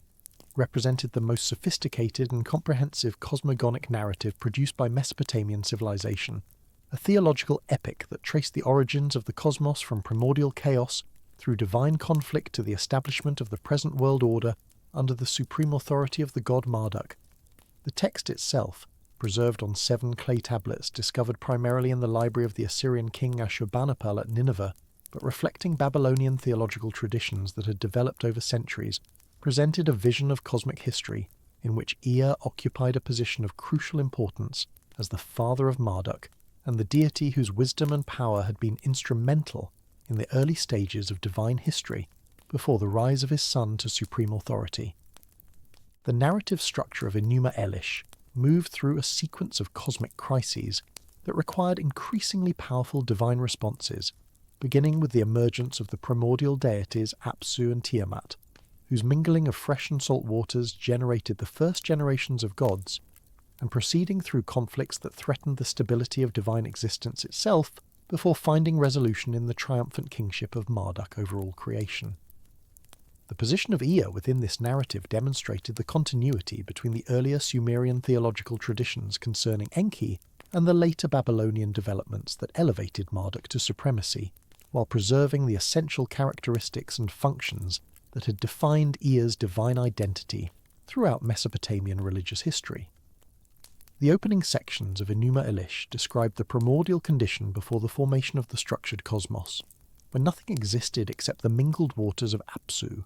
representing the fresh subterranean waters, and Tiamat, representing the salt waters of the cosmic ocean. The generation of the younger gods from the mingling of these primordial waters established the genealogical foundations upon which the subsequent narrative would build, with each generation of deities emerging from those that preceded them in a process of divine multiplication that eventually produced the great gods who would play central roles in the cosmic drama. The theological significance of this primordial generation extended beyond mere genealogical information to articulate fundamental understandings of the nature of divine existence and the relationships among the various powers that constituted the pantheon. The emergence of Ea within this genealogical sequence positioned him as belonging to the generations of younger gods whose activity and energy disturbed the primordial peace preferred by Abzu and Tiamat, whose desire for rest and quiet was violated by the clamorous behaviour of their divine offspring. The conflict that developed between the generations of gods arose from this fundamental tension between the static tranquility of the primordial condition and the dynamic activity of the younger deities, whose existence introduced movement, change, and noise into the cosmos. The character of Ea, as it appeared in Enuma Elish, maintained the essential attributes that had defined his identity in the earlier Sumerian traditions, while adapting these characteristics to the theological framework of the Babylonian epic. The text emphasized Ea's possession of wisdom that exceeded that of all other deities, describing him as the one whose understanding encompassed all things, and whose intelligence could discern the hidden purposes and secret counsels of both gods and demons. This characterization of Ea's wisdom provided the theological foundation for the crucial role he would play in the first major crisis of the cosmic narrative, when Abzu's determination to destroy the younger gods threatened the existence of the entire divine community. The presentation of Ea as the wisest of the gods established the narrative logic that made him the appropriate deity to respond to this primordial threat, since only one possessing such comprehensive understanding could devise the strategy necessary to overcome a power as ancient and fundamental as Abzu himself. The theological tradition that identified wisdom as Ea's defining characteristic thus found its narrative expression in the epic's presentation of his role as the saviour of the divine community during this earliest phase of cosmic history. The crisis that prompted Ea's decisive intervention arose when Abzu, disturbed by the clamorous activity of the younger gods and unable to find rest because of their constant movement and noise, formed the resolution to destroy his own offspring and thereby restore the primordial tranquility he desired. The consultation between Abzu and his vizier Mummu regarding this destructive plan, and the subsequent communication of their intentions to Tiamat, who rejected the proposed destruction of her children despite her own disturbance by their behaviour, established the dramatic tension that would drive the first major sequence of the epic narrative. The discovery of Abzu's murderous intentions by the younger gods produced consternation and fear among the divine community, who recognized that the primordial power possessed by Abzu made him a formidable threat whose defeat would require extraordinary measures. The response of the gods to this existential threat highlighted Ea's unique position within the divine community, as he alone among the deities possessed the wisdom and magical power necessary to confront and overcome the primordial ancestor who sought their destruction. The method by which Ea defeated Abzu demonstrated the characteristic combination of wisdom, cunning, and magical power that defined his divine identity throughout Mesopotamian religious tradition. Rather than engaging Abzu in direct physical confrontation, which would have been futile given the primordial power possessed by the ancient deity, Ea employed a magical incantation of extraordinary potency that induced an irresistible sleep upon Abzu, rendering him helpless before Ea's subsequent actions. The text described Ea's recitation of a holy incantation that poured sleep upon Abzu, causing the primordial deity to slumber, while Ea stripped him of his royal insignia and clothed himself with the aura of divine authority that had belonged to his victim. The subsequent killing of Abzu while he lay helpless in magical sleep represented the definitive triumph of wisdom and intelligence over raw primordial power, establishing a pattern that would recur throughout Mesopotamian mythology, in which clever strategy and magical knowledge proved more effective than brute force in achieving divine purposes. The aftermath of Abzu's defeat witnessed Ea's establishment of his dwelling place upon the body of the slain primordial deity, creating the Abzu as a cosmic location that would serve as Ea's permanent residence and the source of the fresh subterranean waters over which he held dominion. The construction of this divine dwelling represented the first act of cosmic ordering following the defeat of primordial chaos, transforming the body of the slain Abzu from a threat to divine existence into a structured component of the emerging cosmic order. The sacred chamber that Ea established within this primordial realm became the location where Marduk would subsequently be conceived and born, linking the emergence of the supreme deity of the Babylonian pantheon to the cosmic achievement of his father in overcoming the first threat to divine existence. The theological significance of this narrative sequence positioned Ea as the founder of cosmic order in its initial phase, the deity whose wisdom and power had created the conditions within which the subsequent developments of divine history could unfold, including the birth of the son who would ultimately surpass even his father's achievements. The conception and birth of Marduk within Ea's dwelling represented a pivotal moment in the narrative structure of Enuma Elish, introducing the figure who would become the central protagonist of the epic and the supreme deity of the Babylonian theological system. The text described Marduk's birth in terms that emphasized his extraordinary nature, even from the moment of his emergence, noting his magnificent form, his brilliant radiance, and the exceptional qualities that distinguished him from all other deities. Ea's role as the father of this supreme deity positioned him within the theological structure of Babylonian religion as the progenitor of divine supremacy, the wise god whose own achievements had created the conditions within which an even greater divine power could emerge and develop. The relationship between father and son, as presented in Enuma Elish, combined elements of continuity and supersession, with Marduk inheriting and extending the wisdom and power that characterized his father while achieving accomplishments that exceeded anything Ea himself had accomplished. The nurturing of Marduk by his grandfather Anshar, who recognized the extraordinary potential of Ea's son and sought to encourage his development toward the greatness he was destined to achieve, established the multi-generational context within which Marduk's rise to supremacy would unfold. The gradual revelation of Marduk's exceptional abilities and his destined role as the supreme deity of the cosmos developed through the narrative in ways that maintain the dramatic tension necessary for the epic structure, while conveying the theological conviction that Marduk's supremacy represented the fulfillment of divine purposes that had been implicit in the cosmic order from its very beginning. The position of Ea within this developmental narrative remained significant even as attention shifted increasingly toward his son, since Ea's wisdom and the achievements he had already accomplished provided the foundation upon which Marduk's even greater accomplishments would be built. The second major crisis of the cosmic narrative arose when Tiamat, who had initially rejected Abzu's plan to destroy the younger gods, was persuaded by other primordial powers to avenge her slain consort and make war upon the gods who had killed him. The transformation of Tiamat from reluctant protector of her children to vengeful antagonist seeking their destruction represented a dramatic escalation of the cosmic conflict, since her power as the primordial salt sea exceeded even that of Abzu and posed an existential threat to the entire divine community. The preparations Tiamat made for war included the creation of monstrous beings to serve as her army, including dragons, serpents, and other terrifying creatures whose ferocity made them formidable opponents for any divine champion who might seek to oppose her. The magnitude of this threat required a response that exceeded anything the gods had previously achieved, setting the stage for Marduk's emergence as the supreme champion, whose victory over Tiamat would establish his permanent authority over both gods and cosmos.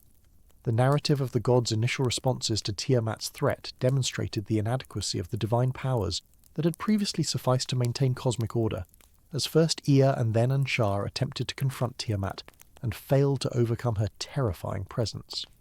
The failure of Ea to defeat Tiamat represented a significant theological moment in the epic,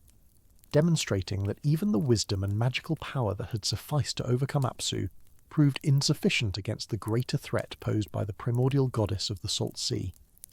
This narrative acknowledgement of Ea's limitations served the theological purpose of establishing the necessity of Marduk's intervention, showing that the crisis facing the divine community required a champion whose power exceeded that of even the wisest and most capable of the existing gods. The theological transition from Ea's previous supremacy and wisdom and magical power to Marduk's superior authority thus received its narrative justification through the dramatic demonstration that Ea's abilities, however extraordinary, could not match the threat that Tiamat represented. The assembly of the gods that convened to address the crisis of Tiamat's war preparations established the political and theological context within which Marduk's claim to supremacy would be validated and his authority permanently established. The desperate condition of the divine community, facing an enemy they could not defeat through their existing powers and resources, created the circumstances within which Marduk's offer to serve as their champion could be presented and accepted on terms that guaranteed his permanent authority over the entire cosmos. The conditions Marduk demanded in exchange for his service, including the grant of supreme power to determine destinies and the acknowledgement of his kingship over all the gods, represented the theological foundation upon which Babylonian religion constructed its understanding of cosmic authority and divine governance. Ea's role in facilitating Marduk's acceptance of this supreme position demonstrated the wisdom that recognized when circumstances required the acknowledgement of powers greater than one's own, as the father who had been the wisest and most powerful of the gods willingly supported the elevation of his son to an authority that surpassed his own achievements. The cosmic battle between Marduk and Tiamat that formed the climactic sequence of Enuma Elish's central narrative represented the definitive triumph of ordered divine power over primordial chaos, establishing the foundation upon which the entire structured cosmos would be built. Marduk's victory over Tiamat through a combination of divine weapons, magical power, and strategic brilliance demonstrated the qualities that justified his claim to supreme authority, showing that he possessed not only the strength to defeat the most formidable enemy the gods had ever faced, but also the wisdom to employ his power effectively toward the achievement of cosmic purposes. The slaying of Tiamat and the subsequent creation of the heavens and earth from her divided body transformed the threat of primordial chaos into the structured components of the ordered cosmos, an act of cosmic creativity that paralleled but far exceeded Ea's earlier transformation of Abzu into his divine dwelling. The theological significance of Marduk's creative achievement positioned him as the supreme creator deity of the Babylonian pantheon, the god whose power and wisdom had fashioned the cosmos itself from the raw material provided by his victory over the forces of chaos. The establishment of cosmic order following Marduk's victory included the organization of the celestial realm, the creation of temporal structures including the calendar and the cycles of day and night, and the assignment of specific functions and responsibilities to the various deities who would administer the created order under Marduk's supreme authority. The comprehensive scope of this cosmic organization demonstrated the theological understanding that the present structure of reality owed its existence entirely to Marduk's creative activity, with every aspect of the natural and divine orders having been established through his deliberate design and implemented through his irresistible power. The position of Ea within this newly established cosmic order remained significant and honoured, as Marduk's father retained his traditional associations with wisdom, water and the protection of humanity, while acknowledging his son's supreme authority over the entire divine community. The creation of humanity as described in Enuma Elish represented the final major act of cosmic ordering following Marduk's victory, and this narrative preserved crucial elements of the earlier Sumerian traditions concerning Enki's role in human creation, while adapting them to the theological framework of the Babylonian epic. The text described the creation of humanity as a response to the complaints of the gods regarding the labour required to maintain the cosmic order, with human beings created specifically to serve the gods and relieve them of the burdensome work that divine existence had previously required. The theological understanding of human purpose articulated in this creation narrative positioned humanity as servants of the divine community, created to perform the cultic services and maintain the temples through which the gods received the offerings necessary for their sustenance and satisfaction. The creation of human beings thus represented not an arbitrary act of divine creativity, but a purposeful response to real needs within the divine community, needs that could only be met through the existence of mortal creatures capable of performing the labour the gods themselves wished to avoid. The method of human creation described in Enuma Elish involved the slaying of Chingu, the consort whom Tiamat had elevated to command her monstrous army, and the formation of humanity from his blood mixed with clay. Ea's role in this creation process preserved the essential connection between human origins and the god of wisdom that had characterized the Sumerian traditions, as the text described Ea as the deity who carried out the actual work of creating humanity, according to the design that Marduk had devised. The theological significance of this collaborative creation, with Marduk providing the design and Ea executing the creation, demonstrated the relationship between supreme authority and specialized wisdom that characterized the structure of the Babylonian pantheon, with Marduk's kingship encompassing and directing the particular competencies of the other great gods. The continuity with earlier traditions that associated Enki with human creation found expression in Ea's role as the craftsman who fashioned humanity, even as the theological context had shifted to emphasize Marduk's supreme authority over all aspects of cosmic order, including the creation and governance of mortal beings. The use of divine blood in the creation of humanity, specifically the blood of the rebellious deity Chingu, who had commanded Tiamat's forces against the gods, introduced a theological dimension that had profound implications for Mesopotamian understanding of human nature and destiny. The presence of divine substance within human composition explained the capacities that distinguished human beings from other creatures, including the intelligence, creativity, and spiritual sensitivity that enabled human participation in the cultic activities through which the gods were served. The theological reflection on the implications of this divine element in human nature produced varying interpretations within Mesopotamian religious thought, with some traditions emphasizing the elevation this conferred upon humanity, while others stressed the rebellious origin of the divine blood and its implications for human tendencies toward disorder and transgression. The complex understanding of human nature that emerged from this creation mythology recognized both the dignity that derived from divine origins and the limitations that characterized mortal existence, creating a framework within which human beings could understand their place in the cosmic order and their relationships with the divine powers that governed their existence. The establishment of Babylon as Marduk's earthly dwelling place and the construction of his great temple Esagila represented the culmination of the cosmic ordering that Enuma Elish narrated, linking the theological achievements of the divine realm to the concrete realities of Babylonian religious practice. The text described the gods themselves participating in the construction of Marduk's temple, labouring for a year to build the magnificent shrine that would serve as the earthly counterpart to his celestial dwelling. The completion of Esagila and the celebration of Marduk's kingship by the assembled gods established the permanent structures of Babylonian religion, including the New Year festival, during which the epic itself was ritually recited, and the cosmic order it described was annually renewed through cultic performance. The theological significance of these ritual practices extended beyond mere commemoration to actual participation in the cosmic events the epic narrated, with each annual celebration understood as a renewal of the creative acts through which Marduk had established the present order of reality.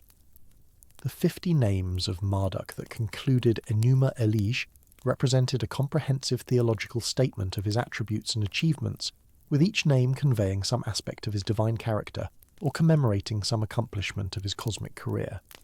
The assignment of these names by the gods themselves, including Ea, who contributed names that emphasized the wisdom and creative power his son possessed,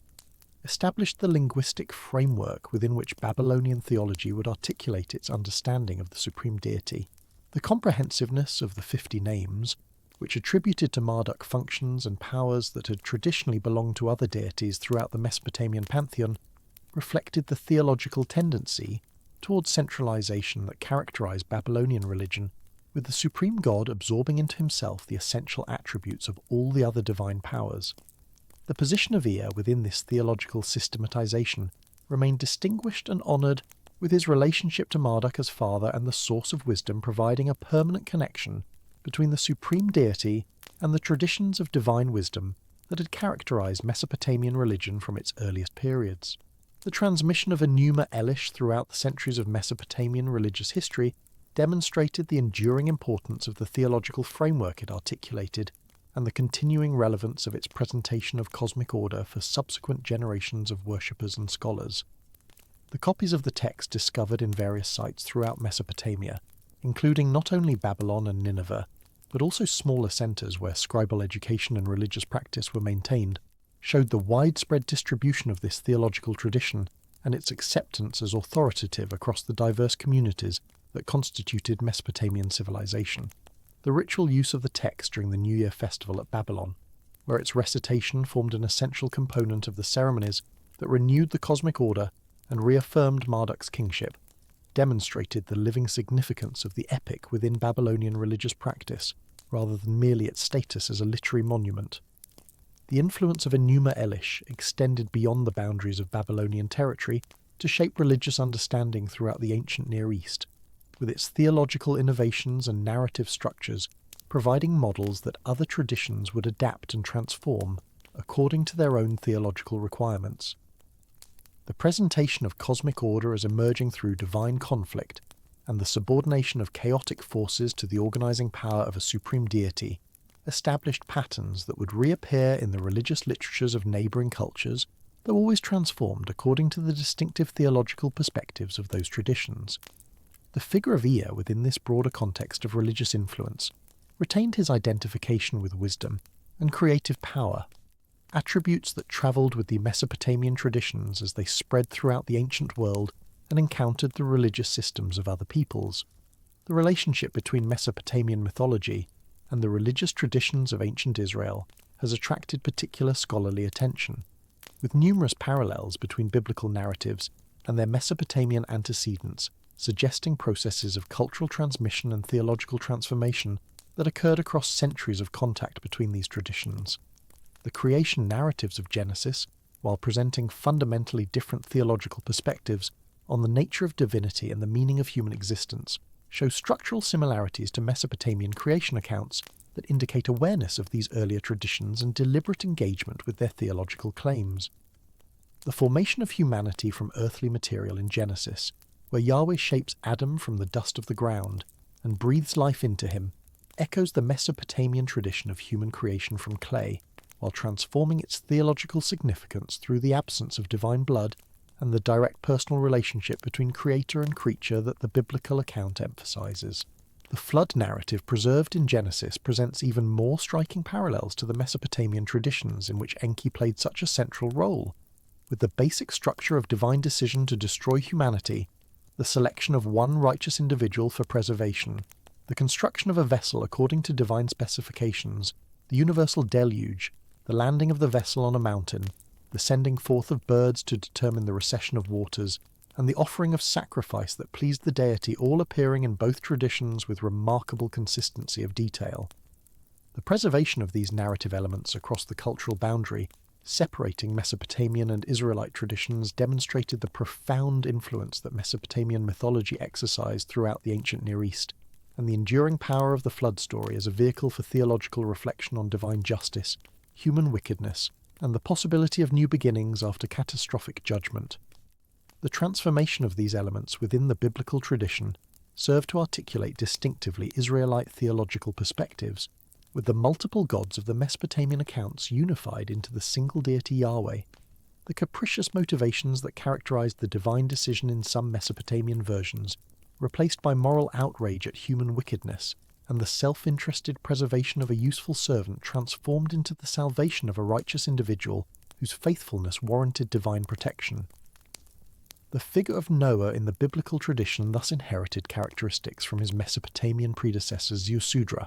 Atrahasis, and Utnapishtim, while serving as a vehicle for theological claims that differed fundamentally from those articulated in the earlier accounts. The scholarly investigation of these parallels and their implications for understanding the development of biblical literature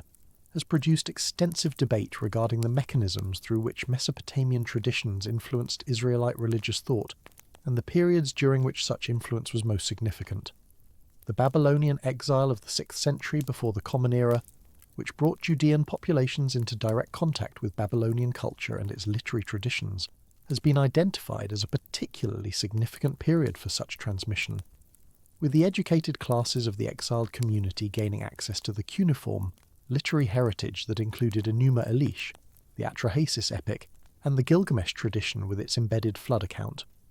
The scribal education that characterized both Mesopotamian and Israelite intellectual traditions provided natural channels for the transmission of literary models and theological concepts, with scholars trained in the techniques of textual production and interpretation serving as mediators between the different cultural traditions they encountered.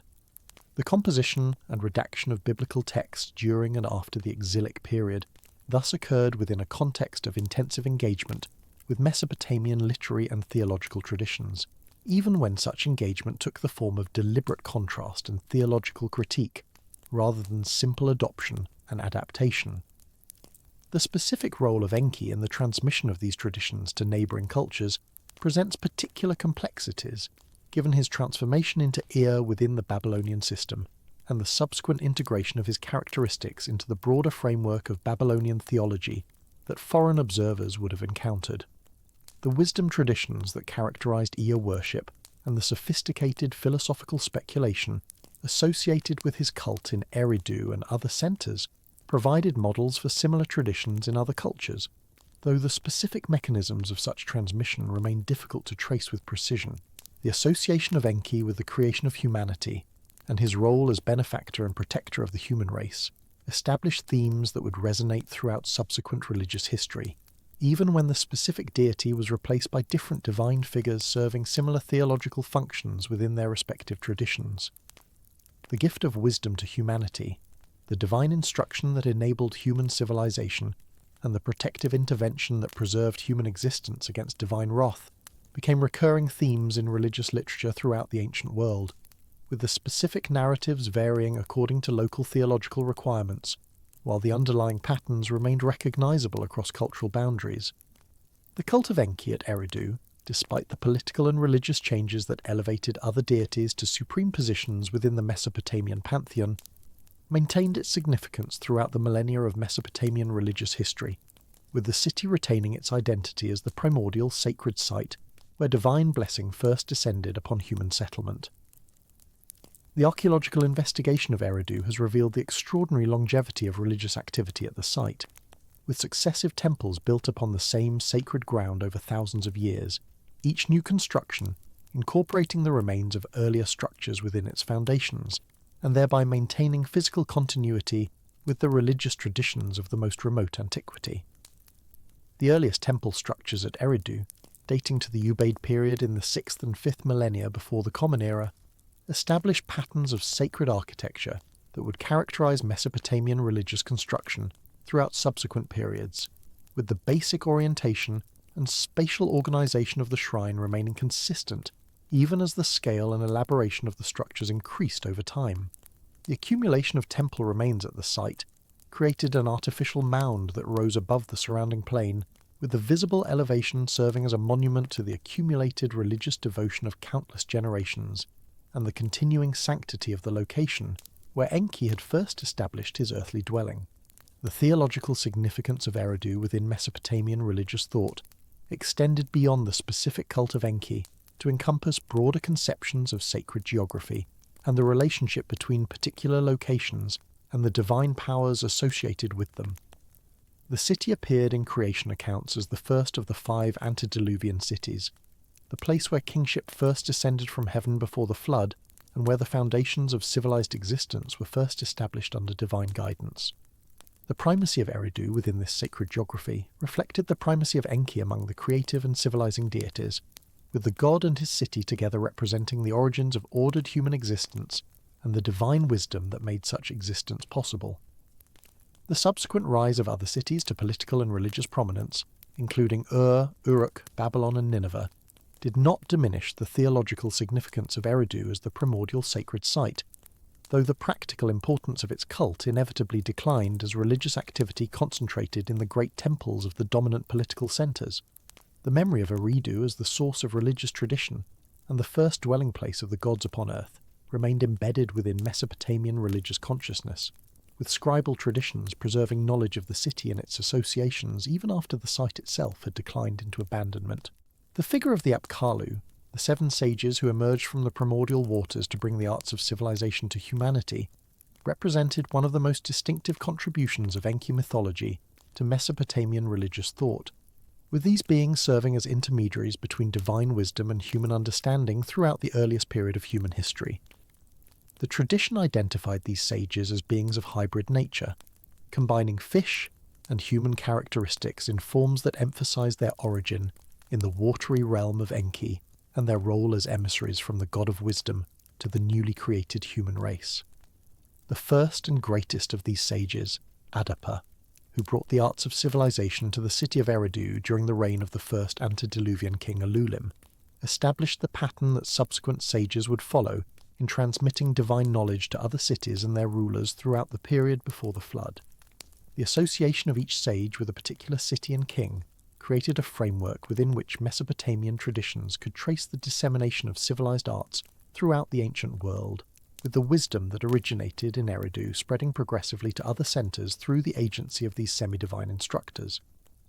The knowledge that the Apkallu transmitted to humanity encompassed the full range of civilized arts and sciences, including not only the practical technologies of agriculture, construction and metalworking, but also the more esoteric disciplines of divination, exorcism and ritual performance that enabled human beings to maintain proper relationships with the divine powers.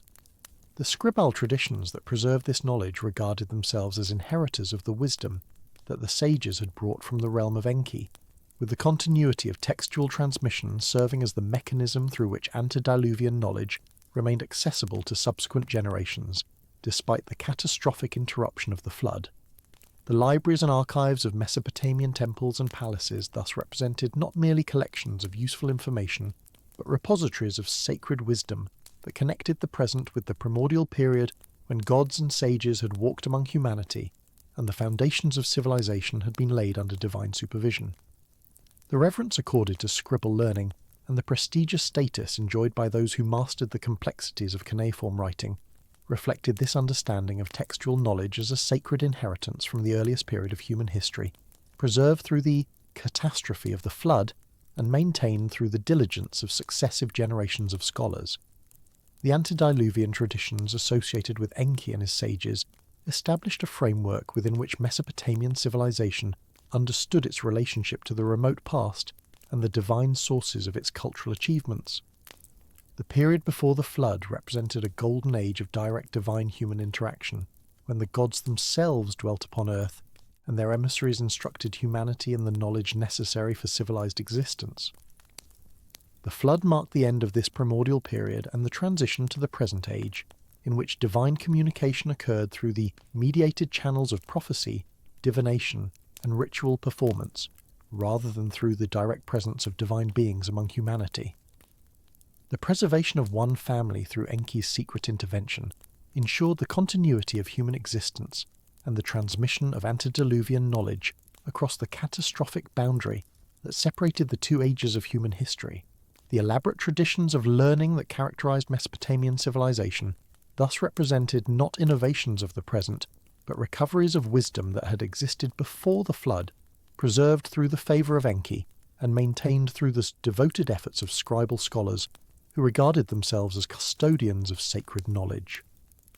The relationship between this antediluvian framework and the development of Mesopotamian historical consciousness presents significant implications for understanding how ancient cultures conceptualized time, change, and the sources of their distinctive characteristics. The attribution of fundamental cultural achievements to the period before the flood served to establish their divine origin and permanent validity, placing them beyond the realm of historical development or human innovation,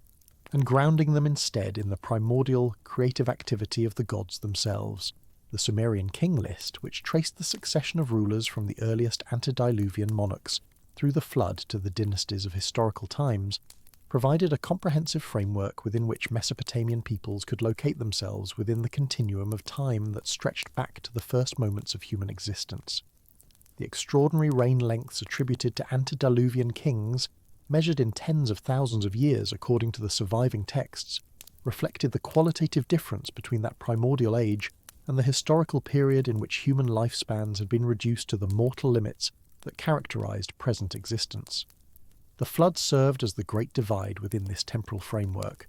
the catastrophic event that transformed the conditions of human existence, while preserving through Enki's intervention the essential continuity that connected the present with its divine origins. The theological reflection on the meaning of the flood and its implications for understanding divine-human relationships produced varying interpretations within Mesopotamian religious thought, with different traditions emphasizing different aspects of the complex event and its consequences. The version preserved in the Gilgamesh epic, where Utnapishtim narrated the story to the hero seeking immortality, emphasized the arbitrary character of the divine decision and the exceptional favor that had preserved one individual from the universal destruction that had befallen the rest of humanity. The conclusion of this account, in which the gods granted Utnapishtim immortality and removed him to a distant paradise beyond the reach of ordinary mortals, established the flood survivor as a unique figure whose exceptional status could never be replicated by subsequent human beings, no matter how heroic their deeds or how great their aspirations. The theological implications of this presentation serve to emphasize the fundamental limitations that characterized human existence, with even the greatest heroes such as Gilgamesh himself compelled ultimately to accept their mortality and seek meaning within the boundaries of their finite lifespans, rather than pursuing the impossible goal of escaping death altogether. The Atrahasis epic presented a more elaborate theological framework for understanding the flood,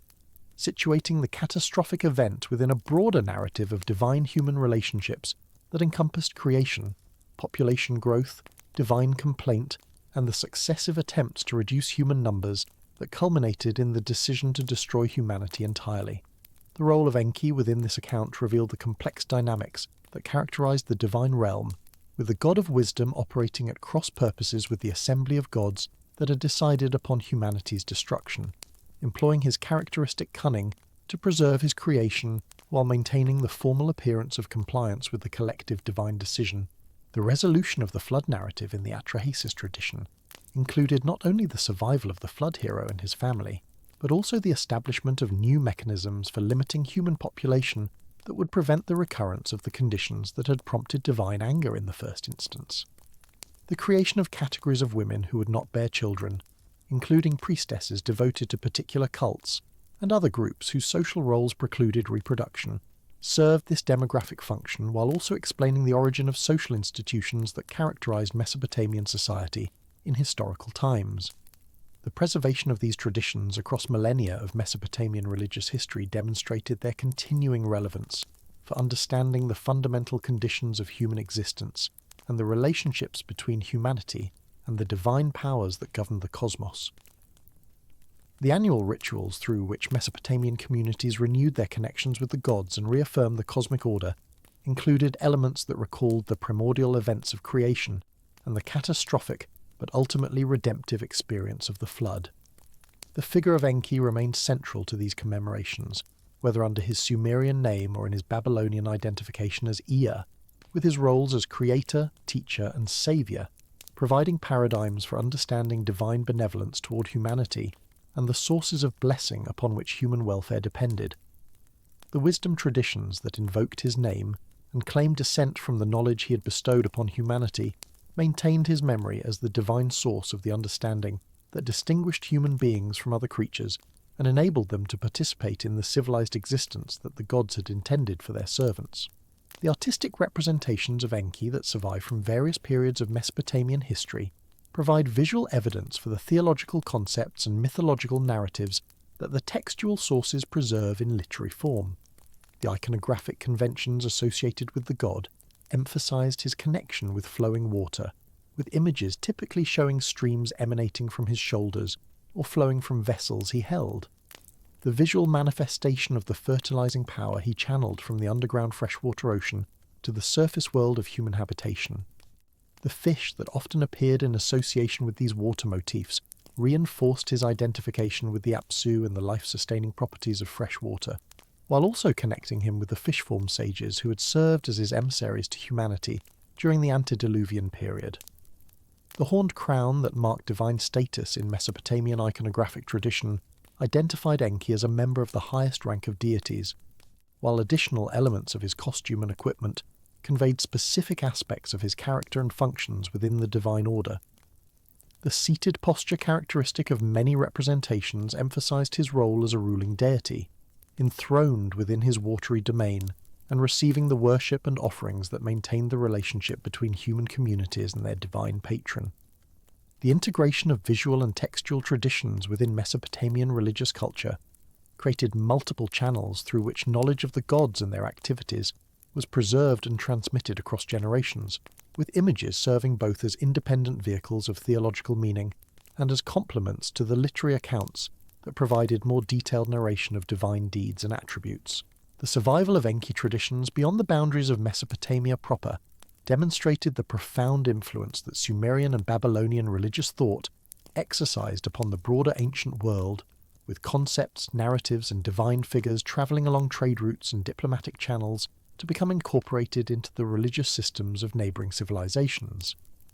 The transmission of Mesopotamian wisdom literature to the Levantine coast, Anatolia, and eventually to the Aegean world carried with it not only practical knowledge regarding mathematics, astronomy, and technical skills, but also the theological frameworks within which such knowledge had originally been embedded, creating pathways through which the figure of Enki and his associated mythology could influence religious developments far removed from the cities where his worship had originated. The cuneiform tablets discovered at Hattusa, the Hittite capital, and at Garit on the Syrian coast provide direct evidence for the circulation of Mesopotamian literary texts among the educated elites of these cultures, with scribes copying and adapting Babylonian compositions for local purposes while absorbing the religious concepts they contained. The divine genealogies and cosmological narratives that structured Hittite and Ugaritic religious literature displayed clear debts to Mesopotamian predecessors, even as they transformed the borrowed materials to accord with indigenous traditions and social structures. The relationship between Enki traditions and the development of Greek mythology has attracted scholarly attention since the 19th century, when the decipherment of cuneiform texts first revealed the antiquity and sophistication of Mesopotamian religious thought. The parallels between the Sumerian and Babylonian flood narratives and the Greek story of Deucalion suggested lines of cultural transmission that subsequent research has elaborated in considerable detail, with the figure of the wise god who warns a favoured mortal of divine plans for destruction, finding echoes in the Prometheus tradition and other Greek accounts of divine benefactors who risk the anger of their fellow gods to assist humanity. The characterization of Prometheus as a trickster figure who deceived Zeus at Mecone and subsequently suffered punishment for his theft of fire on humanity's behalf displayed structural similarities to the Enki narratives in which the Sumerian god employed cunning and misdirection to circumvent the decisions of the divine assembly while maintaining formal plausibility in his claims of innocence. The transmission mechanisms through which such parallels might have arisen remain subjects of ongoing scholarly debate, with some researchers emphasizing direct literary borrowing mediated through intermediary cultures such as the Phoenicians, while others point to the independent development of similar themes in response to comparable existential questions regarding the relationship between humanity and divine power. The philosophical traditions of ancient Greece engage with questions regarding the origins of civilization and the sources of human knowledge in ways that displayed both continuity with and departure from the Mesopotamian wisdom traditions that had attributed such knowledge to divine revelation. The figure of the culture hero who brings essential skills and understanding to an otherwise helpless humanity appeared in multiple Greek contexts, from the Promethean fire theft to the various inventor gods and heroes credited with specific technical discoveries, creating a complex tradition that both acknowledged human dependence upon external sources of knowledge and celebrated human achievement in developing and applying such knowledge. The transition from mythological to philosophical modes of explanation that characterized Greek intellectual development from the 6th century onward transformed the questions posed by the wisdom traditions without entirely abandoning the framework of divine benefaction that earlier accounts had established. The identification of Hermes with Thoth and the subsequent association of both with esoteric wisdom traditions in the Hellenistic period created new channels through which ancient Near Eastern concepts regarding divine knowledge and its transmission to humanity could continue to influence Western intellectual development long after the original Mesopotamian contexts had ceased to be directly accessible. The integration of Mesopotamian religious concepts into the developing traditions of Judaism during the Babylonian exile and subsequent Persian period represented another crucial pathway through which Enki-related narratives achieved lasting influence upon Western civilization. The exposure of Judean elites to Babylonian culture during the 6th century produced complex negotiations between traditional Yahwistic theology and the sophisticated religious systems of their Mesopotamian hosts, negotiations whose outcomes remained visible in the Hebrew scriptures that achieved canonical form during the subsequent centuries. The opening chapters of Genesis, with their accounts of creation, the garden, the acquisition of knowledge, and the flood, displayed unmistakable relationships with Mesopotamian literary precedents, even as they transformed the polytheistic frameworks of their sources into expressions of strict monotheism. The serpent who encouraged human acquisition of divine knowledge, the cherubim who guarded access to the tree of life, and the righteous man who survived the flood through divine warning all found parallels in the Enki traditions that had circulated throughout the ancient Near East during the periods when these biblical texts were taking shape. The transformation of Mesopotamian materials within the biblical context produced theological positions significantly different from those of the original sources, while preserving narrative structures and thematic concerns that connected the Hebrew accounts to their ancient precedents. The characterization of the serpent as a deceiver and enemy of divine purposes inverted the positive valuation that Enki traditions had attached to the acquisition of knowledge, reflecting the different theological priorities that governed the Yahwistic appropriation of Near Eastern mythological materials. The flood narrative preserved more of its Mesopotamian structure, with the warning given to the flood hero the construction of the vessel, the landing upon the mountain, and the sacrificial offerings following the recession of waters, all corresponding closely to the Atrahasis and Gilgamesh versions that Babylonian scribes had preserved throughout the first millennium.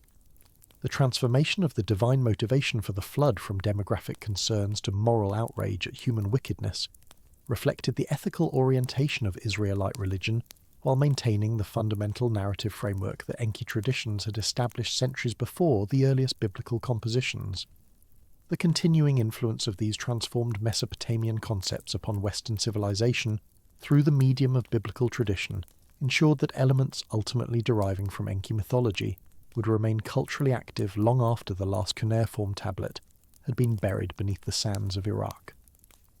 The medieval and early modern engagement with Genesis as divinely revealed history shaped understandings of human origins, the nature of knowledge, and the relationship between humanity and the divine in ways that continued to carry, however transformed, the imprint of concepts first articulated in the temple schools of ancient Sumer, the debates regarding human nature that occupied Christian theologians from Augustine through the Protestant Reformation engaged with questions that the Mesopotamian wisdom traditions had first posed, even when the participants in those debates had no direct knowledge of the ancient sources that lay behind the biblical texts they interpreted.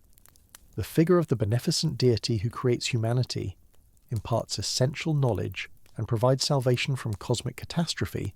remained theologically generative across millennia of religious development, with Enki's functions distributed among various figures in later traditions, while the underlying pattern of divine creation and benefaction continued to structure religious thought. The scholarly recovery of Mesopotamian civilization during the 19th and 20th centuries restored direct access to the sources that had previously been available only through their biblical transformations, enabling new appreciation for the antiquity and sophistication of the religious thought that had developed along the banks of the Tigris and Euphrates. The decipherment of cuneiform by Henry Rawlinson, Edward Hincks, and their collaborators opened vast archives of religious, literary, and administrative texts that had remained unread for more than 2,000 years, revealing a civilization whose cultural achievements rivaled and in many respects preceded those of Greece and Israel. The subsequent decades of excavation and textual analysis progressively clarified the outlines of Mesopotamian religion, with the figure of Enki emerging as one of the most significant and complex deities within this ancient system. The publication of the major mythological texts during the early 20th century made these materials available to scholars and general readers alike, stimulating new waves of comparative research that traced the connections between Mesopotamian and biblical traditions with unprecedented precision. The significance of Enki within modern scholarly understanding of ancient Near Eastern religion reflects both the prominence he held within the original Mesopotamian sources and the particular relevance of his functions for questions that continue to engage contemporary thought. The theological problem of evil, which asks how human suffering can be reconciled with divine goodness and power, found distinctive treatment within the Enki traditions, which presented a deity who genuinely desired human welfare and worked to achieve it against opposition from other divine powers rather than bearing responsibility for all aspects of human experience. The question of human knowledge and its sources, which remained central to philosophical and scientific discourse, received mythological treatment in narratives that attributed the essential components of civilization to divine revelation, while acknowledging the role of human effort in developing and applying such knowledge. The ecological concerns that have assumed increasing urgency in contemporary society found ancient parallels in the Mesopotamian attention to water management, agricultural sustainability, and the relationship between human communities and their natural environments, concerns over which Enki presided as the divine patron of the freshwater systems upon which Mesopotamian civilization depended. The loss of living Mesopotamian religious tradition during the early centuries of the Common Era, when the last cuneiform texts were written and the final practitioners of the ancient cults passed away, marked the end of a continuous tradition of Enki worship that had extended across more than 3 millennia of human history. The temples that had housed his cult images fell into ruin, their mud brick walls dissolving into the mounds of debris that would eventually be excavated by European and American archaeologists seeking the material remains of ancient civilizations. The priesthoods that had maintained his rituals dispersed or converted to newer religions, carrying perhaps fragmentary memories of the old traditions but no longer practicing the elaborate ceremonies through which Mesopotamian communities had maintained their relationships with the gods. The scribal schools that had preserved and transmitted the literary texts ceased operation, their libraries of tablets abandoned to the gradual processes of decay and burial that would preserve them for eventual rediscovery while removing them from active cultural circulation. The living religion became archaeological evidence, the god who had walked beside humanity from its earliest moments, receding into the silence of the buried past. Yet the concepts and narratives that the Mesopotamian religious tradition had developed regarding creation, knowledge, and salvation continued their cultural work through the transformed versions preserved in biblical and classical sources, ensuring that the fundamental patterns first articulated in relation to Enki would remain available to subsequent generations even when direct knowledge of their Mesopotamian origins had been lost. The creator god who shapes humanity from earthly materials, breathes life into the created form, and establishes the conditions for human flourishing, remained a theological paradigm across the religious traditions that emerged from the ancient Near Eastern matrix, whether in the Yahwistic creation accounts of Genesis, the philosophical cosmologies of Greek thought, or the various synthesis traditions that combined elements from multiple sources. The beneficent deity who risks divine displeasure to assist humanity, providing knowledge and protection against cosmic threats, continued to appear in multiple guises across the religious history of the ancient and medieval worlds, carrying forward functions that Enki had first embodied in the earliest Sumerian compositions. The wise counselor whose understanding encompasses the solutions to all problems, and whose cunning enables the achievement of beneficial outcomes even against opposition, remained an archetype of divine action that later traditions would inherit and adapt for their own purposes. The enduring resonance of Enki-related themes within human culture suggests something fundamental about the needs and concerns that religious thought addresses, the patterns of meaning, making through which communities orient themselves within the cosmos and understand their place within the larger structures of existence. The figure of the creator who cares for his creation, who wishes for human welfare and works to achieve it, who provides the knowledge and resources necessary for civilized existence, and who intervenes to save humanity from destruction, represents a response to existential anxieties regarding human vulnerability and cosmic indifference that continues to shape religious thought across the full range of human cultures. The transformation of these themes across successive religious traditions demonstrates both the adaptability of fundamental mythological patterns and the persistence of the concerns they address, with each new formulation engaging anew with questions that previous generations had also found pressing. The scholarly study of these patterns and their historical development contributes to human self-understanding by revealing the deep structures of religious thought and the cultural processes through which such structures have been transmitted and transformed across millennia of human history. The temples of Eridu lie silent now beneath the Iraqi sun, their foundations still marking the spot where Enki first established his dwelling place upon the earth, and humanity first learned the arts that would enable civilization. The ziggurat platform that Ur-Nammu raised to honour the ancient sanctuary stands eroded but recognisable, its baked brick core resisting the weathering that has dissolved the surrounding structures into formless mounds of debris. The waters of the Persian Gulf that once extended nearly to the temple's precincts have retreated southward, the deltic processes that built southern Mesopotamia continuing their work of land formation that has pushed the shoreline ever farther from the sacred site.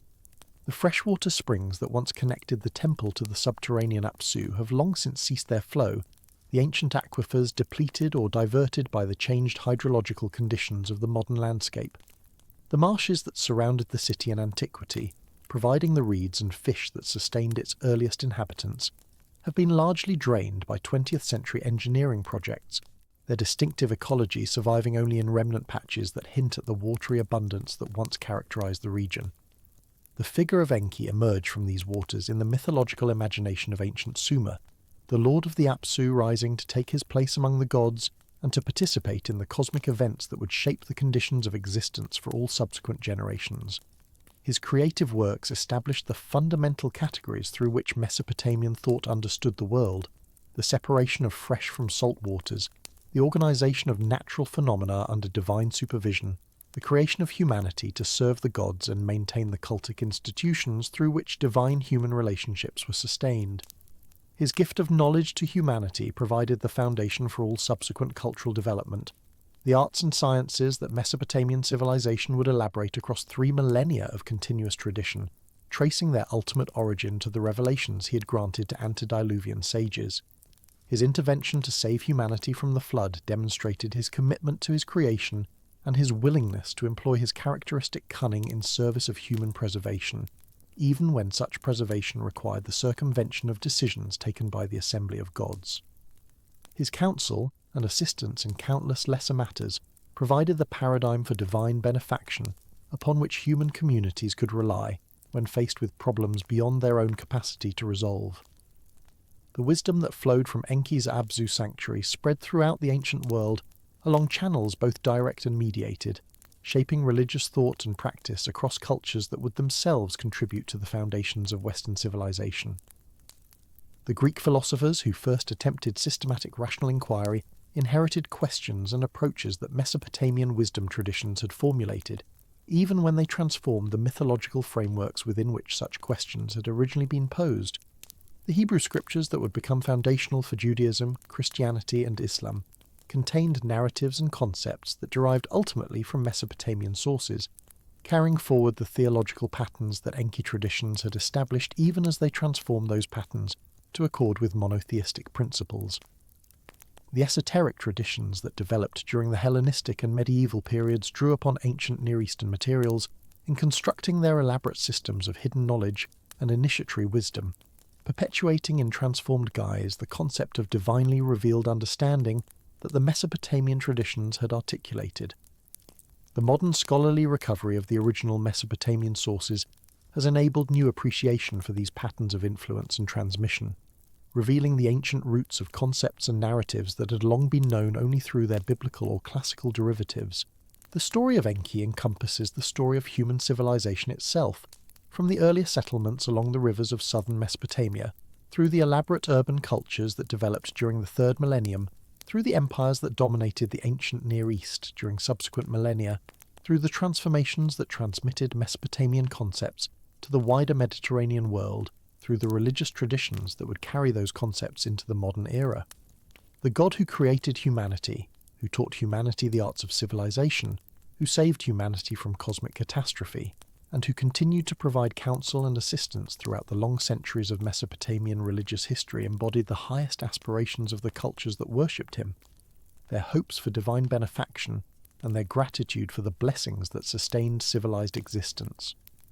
The waters that flowed from his sanctuary carried life and fertility throughout the land, the physical manifestation of the spiritual gifts that he bestowed upon his creatures. The wisdom that emanated from his counsel provided guidance for navigating the complexities of existence, the divine understanding that complemented and corrected the limitations of human knowledge, the Lord of the sweet waters whose domain extended beneath the earth, and whose blessings rose through springs and rivers to fertilize the surface, world had shaped the conditions of human existence from the moment of humanity's creation, moulding the first human form from clay and water, breathing the spirit that animated mortal flesh, establishing the divine plan that would govern human life across all subsequent generations. The God of wisdom, whose understanding encompassed all that could be known, and whose counsel resolved all problems, had provided humanity with the knowledge necessary for civilized existence, the practical skills and theoretical understanding that distinguished human beings from the animals, and enabled participation in the cosmic order the gods had established. The Saviour who preserved humanity from destruction, when the gods decreed the flood, had demonstrated the depth of his commitment to his creation, employing his legendary cunning to circumvent the divine council's decision, while maintaining the formal appearance of compliance that preserved his standing within the divine assembly. Enki of Eridu, lord of the Abzu, maker of humanity, teacher of wisdom, preserver of the human race, had occupied his throne within the watery depths for longer than memory could recall, witnessing the rise and fall of civilizations, the transformation of landscapes, the endless succession of human generations who lived and died under his watchful care. The temples that honoured his name had crumbled, the priests who served his cult had passed away, the language in which his praises were sung had ceased to be spoken, yet the patterns of thought he had embodied continued their work across the centuries, carried forward by traditions that had absorbed and transformed his legacy. the creator god who shaped humanity from clay, and the beneficent deity who risked divine anger to assist his creatures remained theological paradigms that subsequent religions would articulate in their own terms, the underlying patterns surviving their Mesopotamian formulations to continue shaping human understanding of the divine and the conditions of mortal existence within a cosmos governed by powers beyond human control. His wisdom flowed still through channels invisible but real, the ancient understanding emerging in new forms appropriate to changed circumstances. The fundamental questions he had addressed receiving new answers that nonetheless continued the conversation begun when the first human opened newly created eyes to behold the god who had given form and life to what had been mere clay beside the waters of the primordial abyss.